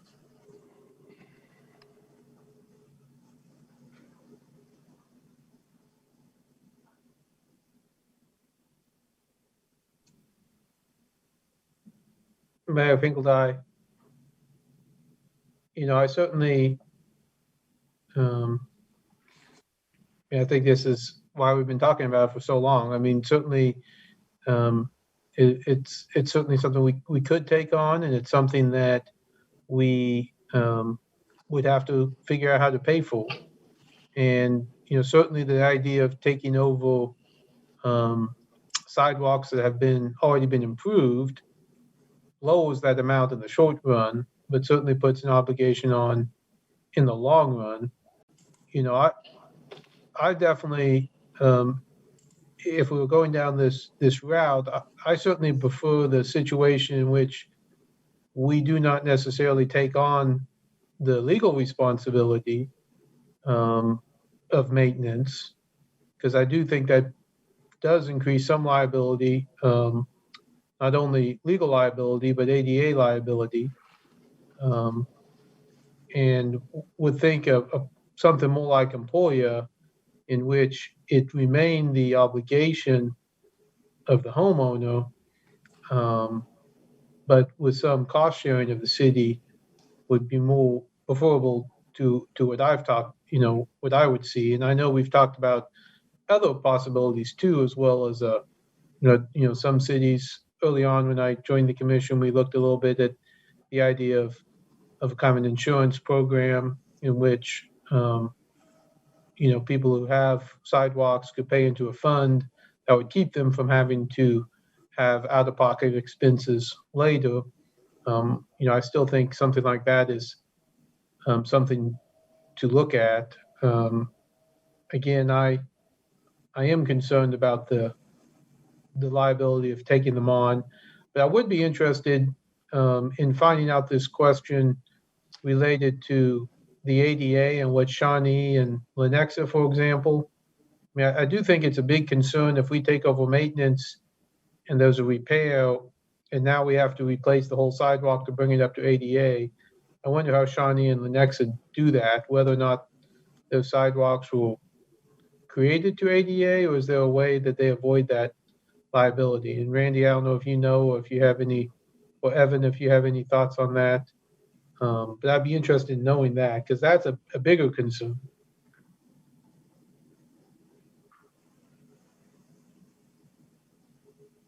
This is Randy Larkin, Deputy City Attorney. I'm not sure exactly how they do that to bring it into ADA compliance. That'd be somebody who has expertise in that area. I do not.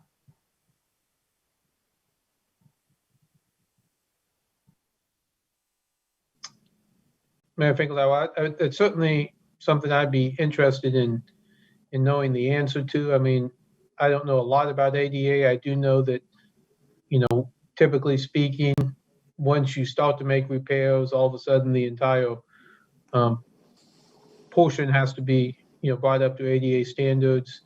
And I could see a scenario in which you had a, reconstructed, perfectly fine sidewalk that then had a crack developed that we had to go into, and we might take on more liability than fixing that crack. But I guess I don't know exactly where that line is drawn, and I'd like to know a little bit more about that. This is Evan Carenta, the ADA Compliance Administrator. I can't speak to, what other cities do as far as ADA. I'm guessing that they probably build it in to design or planning stages when they are constructing sidewalks. The purpose of programs like the sidewalk improvement programs are really step one towards ADA compliance, and they're to look at kind of any tripping hazards that may present themselves, or urgent hazards that are present while you're working towards a transition plan to help bring sidewalks into accessibility. So in many ways, they can be used as a stopgap to kind of fix immediate repairs while you're identifying and prioritizing your sidewalks over many years. But I can't say that I know how other communities handle the ADA sidewalks. This is Jake Baldwin, Senior Project Engineer. I was just going to add on to that $3.7 million annually that we're talking about would not be to bring sidewalks into ADA compliance. It's to maintain sidewalks that have already been brought into condition. So I just wanted to clarify that for everyone. Thank you.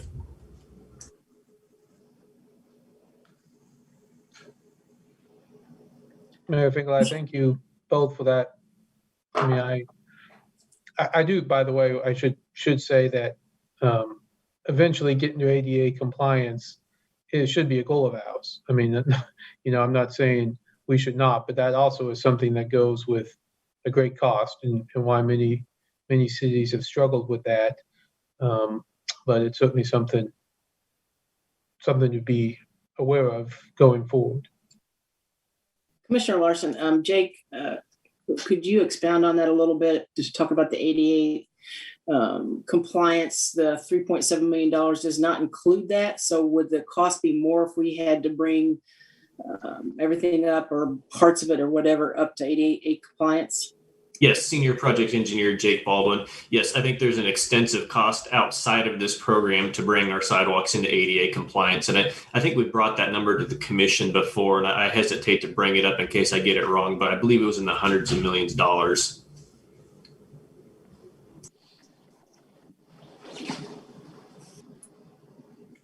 Vice Mayor Shibley, again, we don't have our LIDAR information yet, so even those numbers were a guess, if I understand correctly.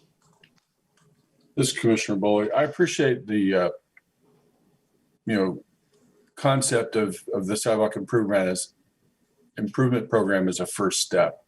We really need to continue with this first step, and so it's not the solution to everything, but it is the first step. Vice Mayor Shibley, obviously, I don't agree.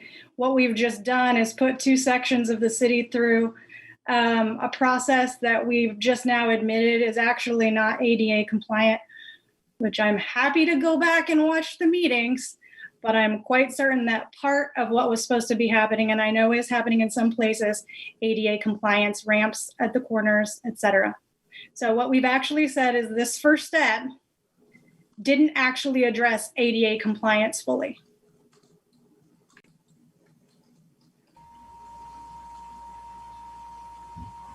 Commissioner Larson, Jake, could you give me an idea? The repairs that have been done, especially when it's spot repairs, were those done to ADA compliance, or is that something that's different? Or help me understand that better. No, I think this is Jake Baldwin, Senior Project Engineer. I think Commissioner Shipley had that accurate. Or the ramps, anytime we're touching a ramp at a corner, those are reconstructed to be compliant or as compliant as possible. However, spot repairs were reconstructed as existing to eliminate the tripping hazards. And I think Evan could probably speak to it a little bit further, but it is part of a good ADA transition plan. The documents we've got from FHWA, the Federal Highway Administration, tells you that the first step of that program is to eliminate tripping hazards. Not to say that ADA compliance isn't a goal we should be shooting for, but I just kind of wanted to throw that out there, that what we're doing is part of that process. Thank you, Commissioner Larson. So some of those repairs, some have been for ADA compliance purposes, or we've met some of those requirements. Is that correct? Jake Walden, Senior Project Engineer. Yes, with the sidewalk ramps. Okay. Vice Mayor Shipley, I want to just clarify what's part of your memo on the assumptions. Number 3, one of the examples you give, extensive driveway reconstruction would also be required to carry a compliant pedestrian pathway through the drive. Obviously, that wasn't something that you were looking at during the first 2 sections. Am I correct? Jake Bolin, Senior Project Engineer. Yes, that is correct. We were not looking at that in the first 2 phases of the program.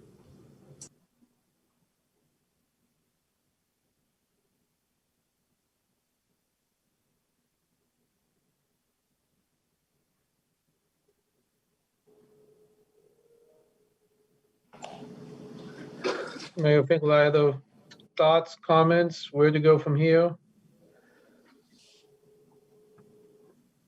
Commissioner Larson, I guess my thoughts are that I have strong concerns for the liability issue. I definitely want that to be addressed, however we move forward with this. And I still believe that before we move forward with anything new, that we need to know how it's going to be paid for. And I know it's been discussed a little bit here, but we do need to understand fully as to if we're going to take on a program like this, what's not going to get done in its place regarding maintenance or roads or whatever. Where does the money come from? So those are the 2 biggest concerns I have. Commissioner Nanda, I think that I've heard some questions asked that we need to have a conversation around. And also, I think that it would be helpful to have dialogue about how this fits in with our strategic plan, which I think we would find it scores pretty highly with those factors that we've set forth, as well as just our intentions around walkability and sustainability, et cetera. So I would propose that we request those questions be answered and that the information around the strategic plan come back as well.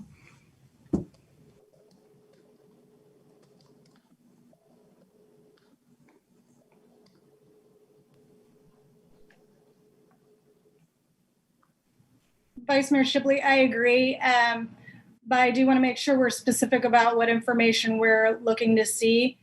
Again, we don't have the LiDAR information. Again, that's information you've asked for years, Commissioner Ananda. I would like to see that as a part of this discussion, an actual investigation into what experiences, at the very least, the other 2 Kansas towns who are taking on maintenance, how they're affected by lawsuits. I would like to see that information. And then also, I think both of us, even maybe the mayor has alluded to, how are they addressing the ADA concerns? Are they holding themselves to this same standard, and are they able to are they getting around it? Is this a higher standard than they're looking at? What does that look like for those communities?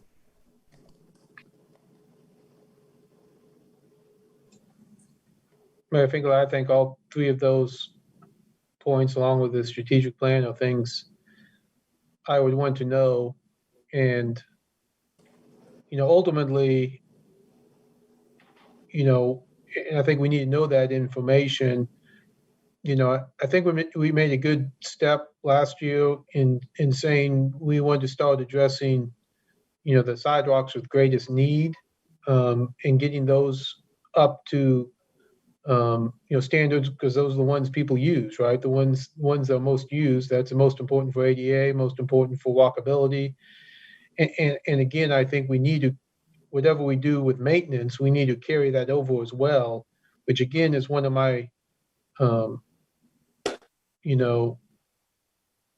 if there's a sidewalk that's not being used very much, and it is not, it's something that is not in great need, are we spending money on it when we could be using it to fix a different sidewalk that it has much more use, much higher use, much more walkability? And again, I think trying to prioritize that to this idea that we only have so much money to spend. We do that with roads. We need to do that with sidewalks. And how do we work that in? I don't know the answer to that. I'd be interested. Maybe that's the complaint-driven process, but how other cities look at that and how they prioritize their limited resources. And I think we need to work that in not only on the maintenance side as well. This is Commissioner Renata. The only other thing that I would add is that we add, when we're looking at that budgetary piece of it, considering the time that it will take for us to take ownership of all of those sidewalks, so that graduated piece, looking at how many miles are in section 1 or section 2, et cetera.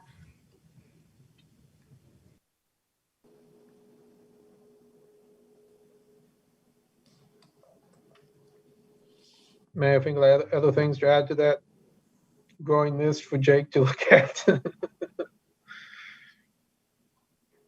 Mayor, if I may, this is City Manager Craig Owens. I'm wondering if we could just understand what the transition plan is and how that might play into this.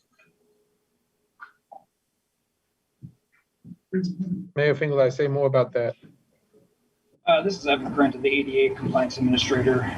So the transition plan is basically a reevaluation of all the facilities, services, and programs that our city provides. We are currently in the process of doing our facilities, services, and programs transition plan, and that will be presented to the City Commission next spring. The public right-of-way transition plan, which includes sidewalks, bus stops, any infrastructure in our right-of-way, will be presented to the City Commission in the spring of 2023. Now, granted, a lot of that information in our public right-of-way transition plan will come from some of our LiDAR data. Transition plans, we have an original ADA transition plan that was a requirement of municipalities after the ADA passed in 1990. And so we have an original ADA transition plan for our facilities. The big emphasis on sidewalks and public right-of-way stuff really didn't come around to the early 2000s with some court cases that suggested that sidewalks did, in fact, were a service of a municipality. It's a service that allows people, their community, to move freely. It allows them to get to facilities, to schools, to bus stops. So it is very essential. So I think it's important when we talk about any type of program or ADA. We're talking about something that's not new. This has been around 30 years. So I think if we're talking about bringing stuff into ADA compliance, I think the time is now. And some would argue that it's past, but I think we really need to start focusing on, we can't keep kicking this down the road. We've got to address ADA and the things that we don't get addressed in the sidewalk improvement plan or in the program, we can add to the city's ADA transition plan and space it out over many years. That's kind of the purpose of transition plans, to help you transition from out of compliance into compliance. So that's really, I think, what we need to focus on and what we need to move towards is ADA compliance and walkability and making our communities more inclusive and, someplace that I think that, would benefit all of us. So. Mayor and Commissioners, Dave Wagner, Director for Municipal Services and Operations. Just to add a little bit to what Evan said about ADA compliance, I think we recognized a gap in city functions by not having Evan's position, and he's been a real godsend to us on keeping our eyes open about what our requirements are, both ethically and legally related to ADA compliance. So it's a long road to hoe. But I would also say some of the things that we've been talking about is the pragmatic approaches to trying to get there. We talked a little bit about, or you talked a little bit about ramps. Evan and I have had numerous conversations about where we've made ramp improvements, but they don't lead to anywhere. So they don't give us any functional return. And before we get the sidewalks that adjoin them into ADA compliance, they will probably be worn out. So I think we're looking at more strategic approaches to trying to find ways to get functional improvements and make progress towards a long-term plan that is way in our futures before we get where we want to be, both ethically and legally when it comes to ADA compliance. I think we really understand the community desire to get there. Regrettably, we also understand where we're at and the condition of the sidewalks. LIDAR will give us the quantification of that, but really all you got to do is take a walk around the East Lawrence neighborhood where I live, and you get a pretty good idea where we're at. And it isn't good enough. And I think Evan knows that and staff knows that. And we're really dedicated to trying to make a difference in that. But we're also realistic in knowing that it's going to be a long road to hoe before we get there. So I kind of wanted to add that to what Evan said and what Jake's saying.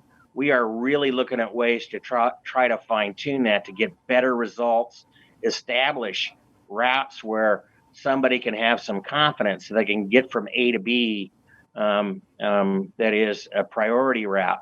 But it is not going to be an easy task, and it isn't going to happen in any time soon for you all. So at least that's my somewhat impression. Don't mean to be a Debbie Downer on that kind of thing, but I do think it's really on our minds, and we've had a lot of good discussions, just like you folks are having tonight. So it's not an easy topic for any of us.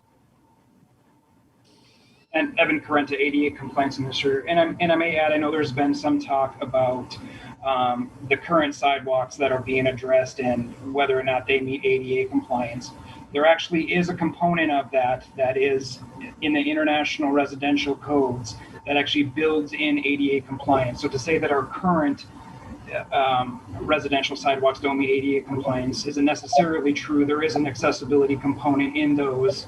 And I know Jeff Crick's on the line. He can probably address that better than I can. But in our conversations, there is a component in that meets ADA. So now there are exceptions that come. I mean, you have the ability to meet street grade. So if you have a sidewalk that's already going up a street that's 16% grade, your sidewalk can meet 16% grade. There will be no way that you can ever make that ADA accessible. You can make it accessible to the maximum extent feasible. And I think that even the International Residential Code allows for some of those variances, terrain, underground infrastructure, and so on. But to say that none of our current residential sidewalks meet ADA is maybe a little bit of a misconception.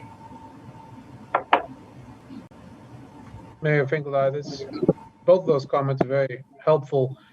Evan, this transition plan, does it talk about priorities too, or when it's presented, will it lay out priorities? Will it lay out a long-term plan? Is that what I'm hearing? Yes. Yeah. So for both the facilities transition plan and the public right-of-way transition plan, it has kind of a breakdown of how we are prioritizing our projects. And one of the things that I know Jake and Dave have already talked about, it'll look at different priority networks. So some of the things that, they look for in sidewalk transition plan as far as priorities. So it could be the location of the sidewalk. What does it intersect? Is it close to nearby schools, healthcare, major employers, transit stops, government offices? So those are some of the things in priority one. How many people live in the area? Is it on a busy street? Is it currently walkable? So there's kind of a scoring mechanism that's built into some of those things.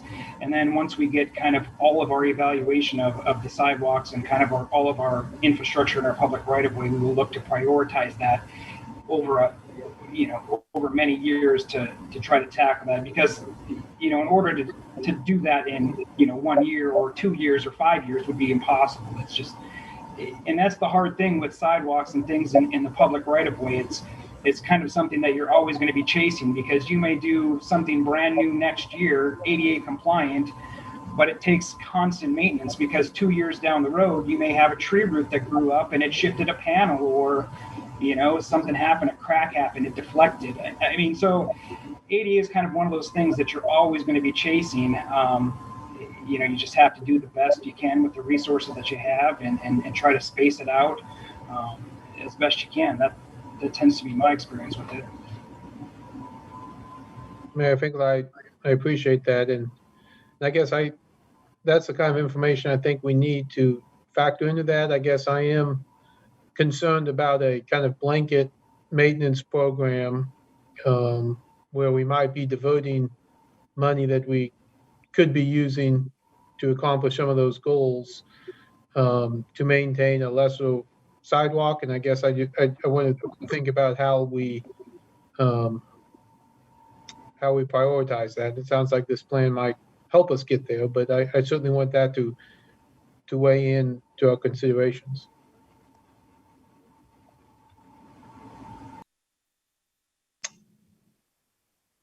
Mayor Finkel, I know we've given some direction, other direction to be given.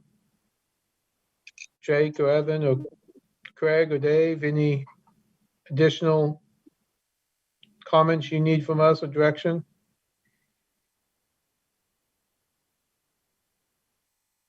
The city manager, Craig Owens. No, I think it's again been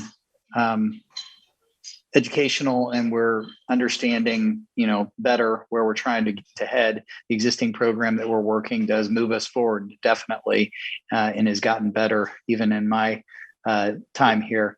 And as was mentioned, I think by Commissioner Ananda, this is a part of the strategic plan. All these are issues that are balanced out in the strategic plan that we're building detail into, and will come before you, and will be what drives our budget priorities in the future. So you'll have your fingers on the switches on how to set those priorities and balance those. Mayor Finkel, I thank you for that. Other comments or direction?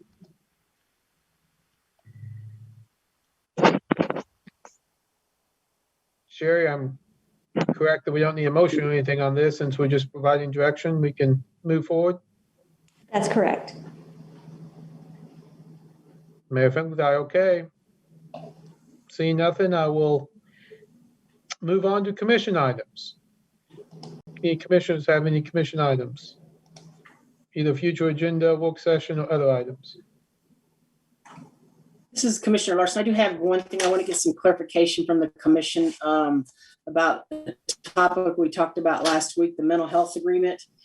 I went back and re-looked at that video, and I'm still a little bit unclear as to how we're moving forward with that discussion. What I heard from that was that the mayor did ask for a legal interpretation from staff. Is that correct, Mayor?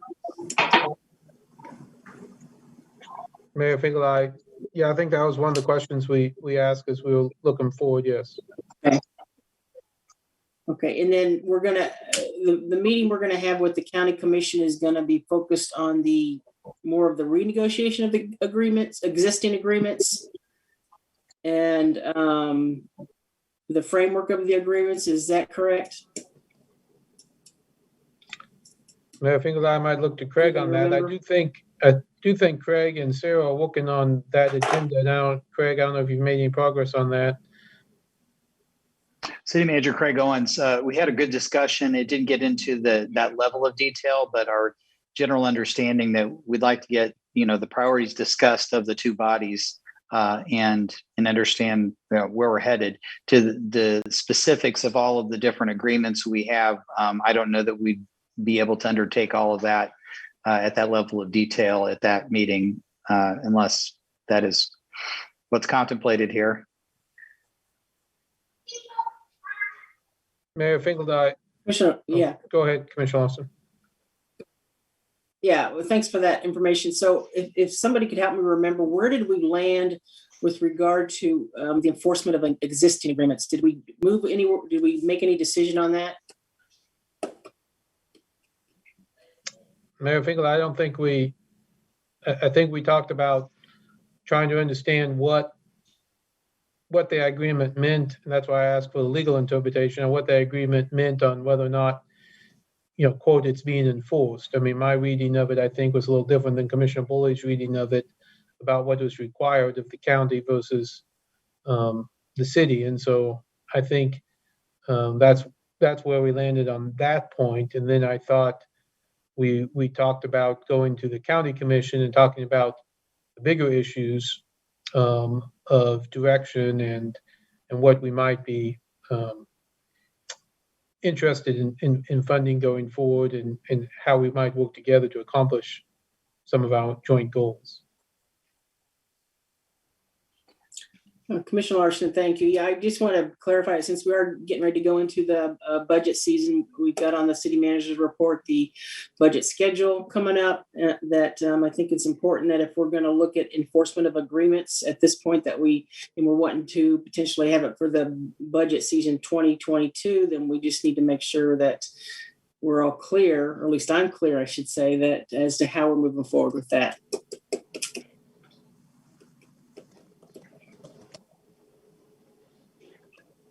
This is City Manager Craig Owens. I should also say I understand and have been working with county administrator on going through all of these agreements. That we are continuing to do that work, and we've shared a lot of information back and forth and trying to prepare those and update and modernize them, and then understand where we are in compliance with all of them. So I guess I assumed that was. I assume that was known.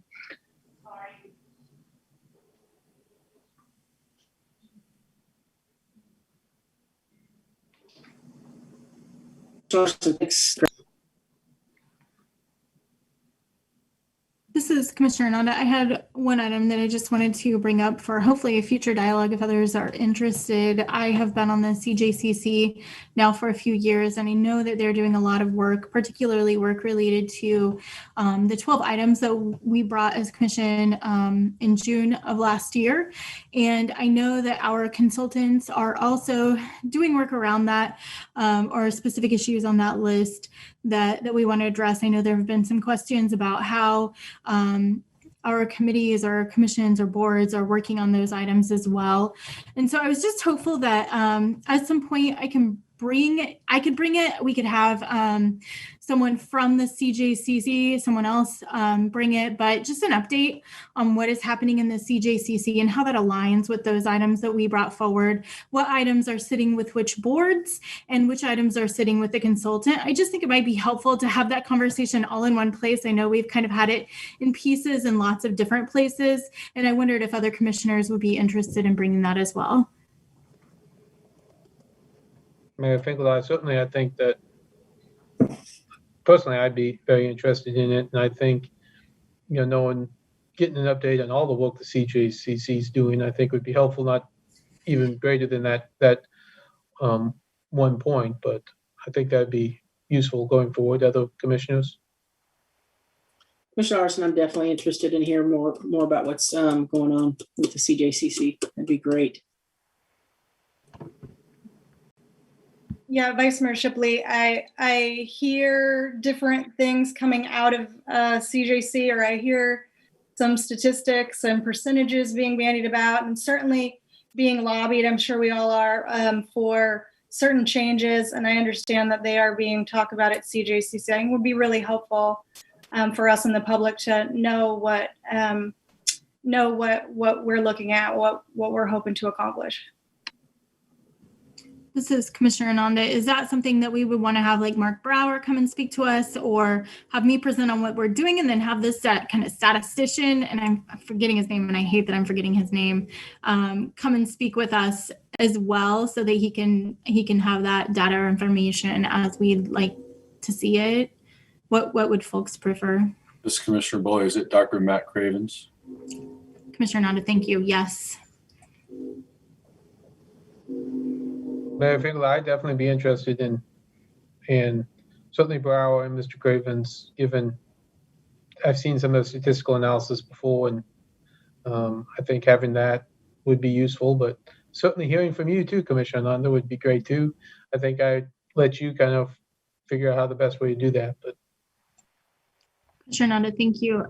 Craig, I would request that maybe we talk to Mike and Matt and see how when we could get them scheduled and then talk about the presentation. Would that be something that we could do? City Manager Craig Owens, of course. Commissioner Nanda, thank you. Mayor Finkel, other items? Sorry, Vice Mayor Shipley. Yeah, I've got one, and it may not result in another item or extra work for staff. It may just be an update or perhaps an email from Craig. But we made some changes to the way that neighborhoods would get CDBG money, and I think the last time the neighborhoods were speaking with staff about that might have been January. And if I understand our direction at that time, it was to leave the metric of the CDBG where it may, in fact, defund neighborhood monies for coordinators or other things. But if I recall our direction, the statement was that to perhaps create monies for neighborhoods out of the general fund or in some budgetary way. And as we come towards the budget, I haven't heard anything about that. And the neighborhoods are understandably concerned. They don't, I don't think they've been consulted or told how that's going to play out. And I haven't either. So I don't know if there's just someone on staff who can update us or send us an email about what that conversation looks like. I don't want it to be overlooked in the budget discussion.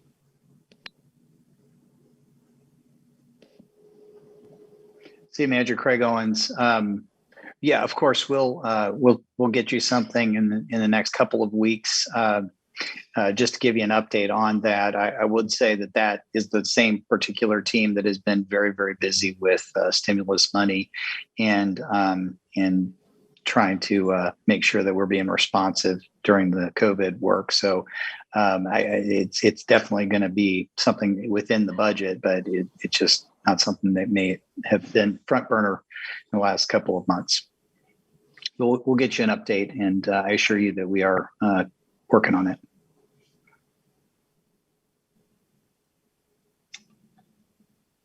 Mayor Finkel, and maybe Commissioner Nando or Commissioner Lawson can help me on this. I did get an email today about the mayor's water conservation challenge.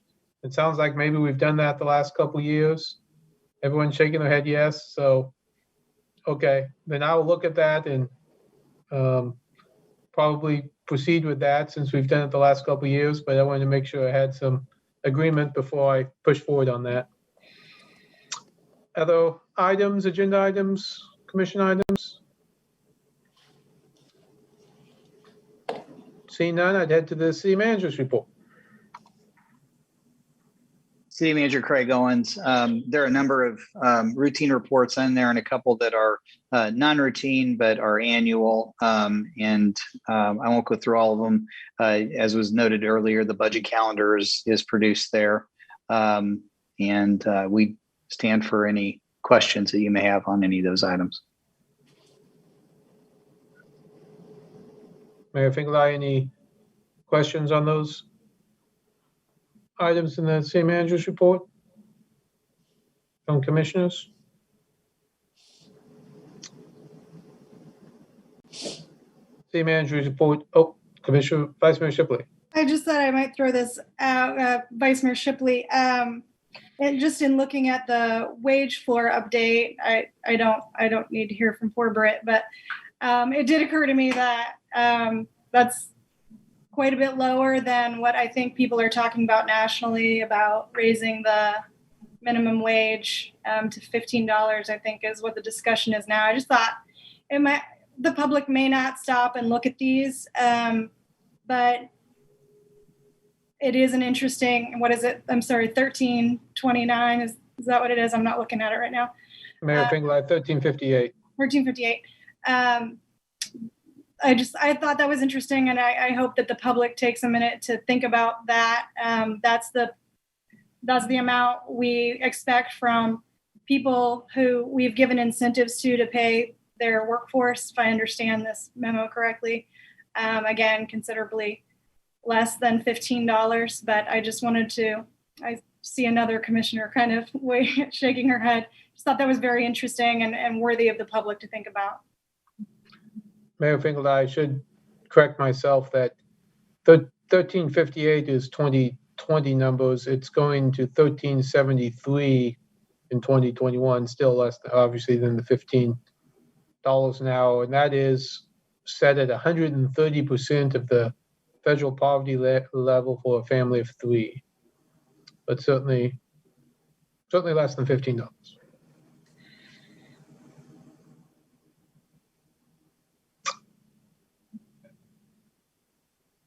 The city manager's report is a public hearing item. If any member of the public would like to speak about one of those 7 items on the city manager's report, you can indicate by raising your hand, using the raise your hand feature, and Sherry will call upon you.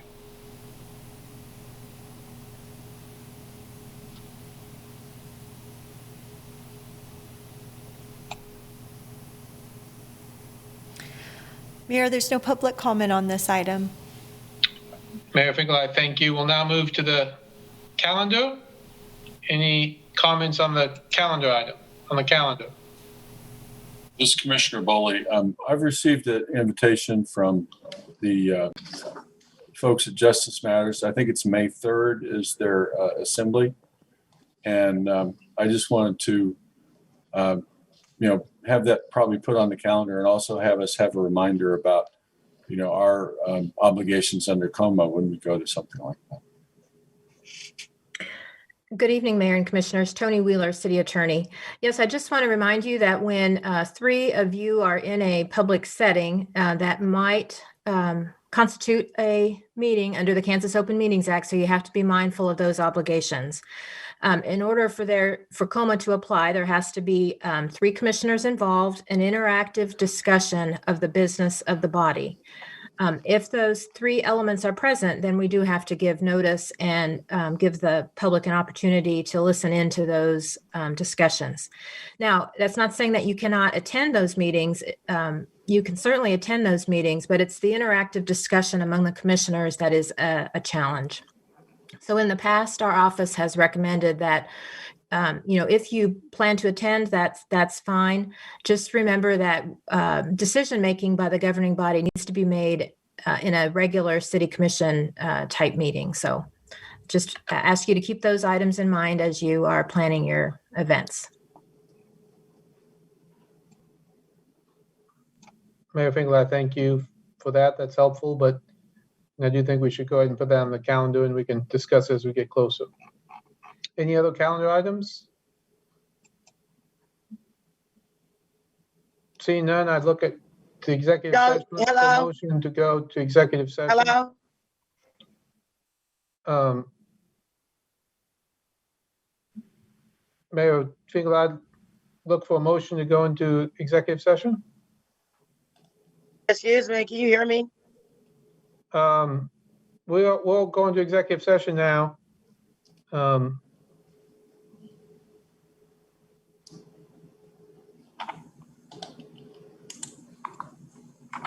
I've been on here since 5:30 listening to everything you guys been talking about, and it's very heartbreaking. I seen Courtney Shipley show some compassion tonight about sidewalks. I heard you guys describe sidewalks as being a hard conversation to have, yet we come down there all the time. We come down there all the time pleading with you guys. And I've literally sat here since 5:30 on here and listened to every single thing you guys talked about. I paid attention to you guys. I seen you guys got upset about certain things, but I don't see nothing on you guys' agenda dealing with people of color. Does Black Lives Matter more than your signs and your sidewalks? Because we've told you guys what's going on in your city. We came down there time after time after time, but it seems like you guys are not listening. You know how it feels to sit here and watch y'all get so upset about some damn concrete. Understand. Thank you. Look for a motion to go to executive session. When you got innocent black men sitting in, Can we go ahead and Ms. Neal? It's heartbreaking, and I'm angry that I had to sit here and listen to all this bullshit y'all just talked about. Okay. There's time for that at the public meeting, at the public comment section. Thank you. We have a lot to do. We understand. You guys are not doing shit. We need to go ahead and. You spent 2 hours talking about nothing. Thank you. 2 hours talking about absolutely nothing. Ms. Neal, and I'm we sitting need to here. go on. We have a lot to go. Thank you. Look for a motion to go to executive session. This is Commissioner Larson. I approve a motion to recess into executive session for approximately 30 minutes, of which 15 minutes shall be used to discuss a pending legal matter and 15 minutes shall be used to discuss the contract, all of which shall involve privileged legal communications with the city's attorneys pursuant to KSA 75-4319B2. The justification for the executive session is to keep attorney-client privileged matters confidential at this time. The City Commission meeting will resume in its virtual format in accordance with resolution number 7345 at the conclusion of the executive session. Commissioner Nanda, second. Mayor Finkellein, there's a motion by Commissioner Lawson, a second by Commissioner Nanda. Commissioner Lawson? Aye. Commissioner Nanda? Aye. Vice Mayor Shipley? Aye. Commissioner Bully? Aye. Mayor Finkellein, aye. Passes 5-0. We will reconvene in open session at 8:27.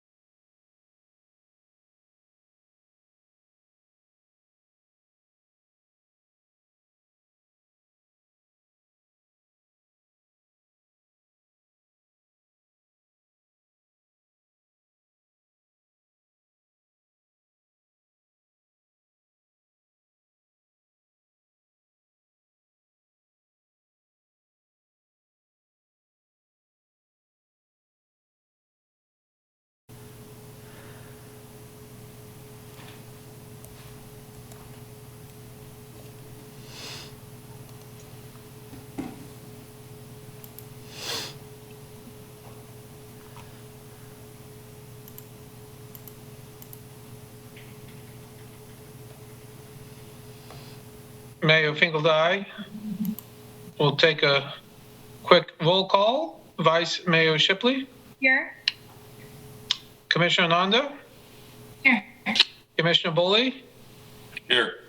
Commissioner Lawson. Here. Mayor Finkel, aye here. We are back from executive session and have nothing to report. I look for a motion to adjourn. This is Commissioner Boley. Before we do that, I'd like to give a shout out to all the folks who are working for the city today and through this period of cold. You know, they're keeping people going through the intersections when the power's out. They're, you know, doing the street work. I mean, all the things you're doing, you know, we appreciate it. And just want to get that in before I made a motion to adjourn. I think I would add the solid waste folks who are out there in very cold. Everybody who's doing it. Yeah. Man. Yeah. Yeah. Commissioner Appreciate Nanda, second. Mayor Finkel, we have a motion by Commissioner Bully and a second by Commissioner Nanda for adjournment. Commissioner Bully, All right. Commissioner Nanda, Aye. Vice Mayor Shipley, Aye. Commissioner Lawson, Aye. Mayor Finkel, aye. Thank you all. See you in a couple weeks.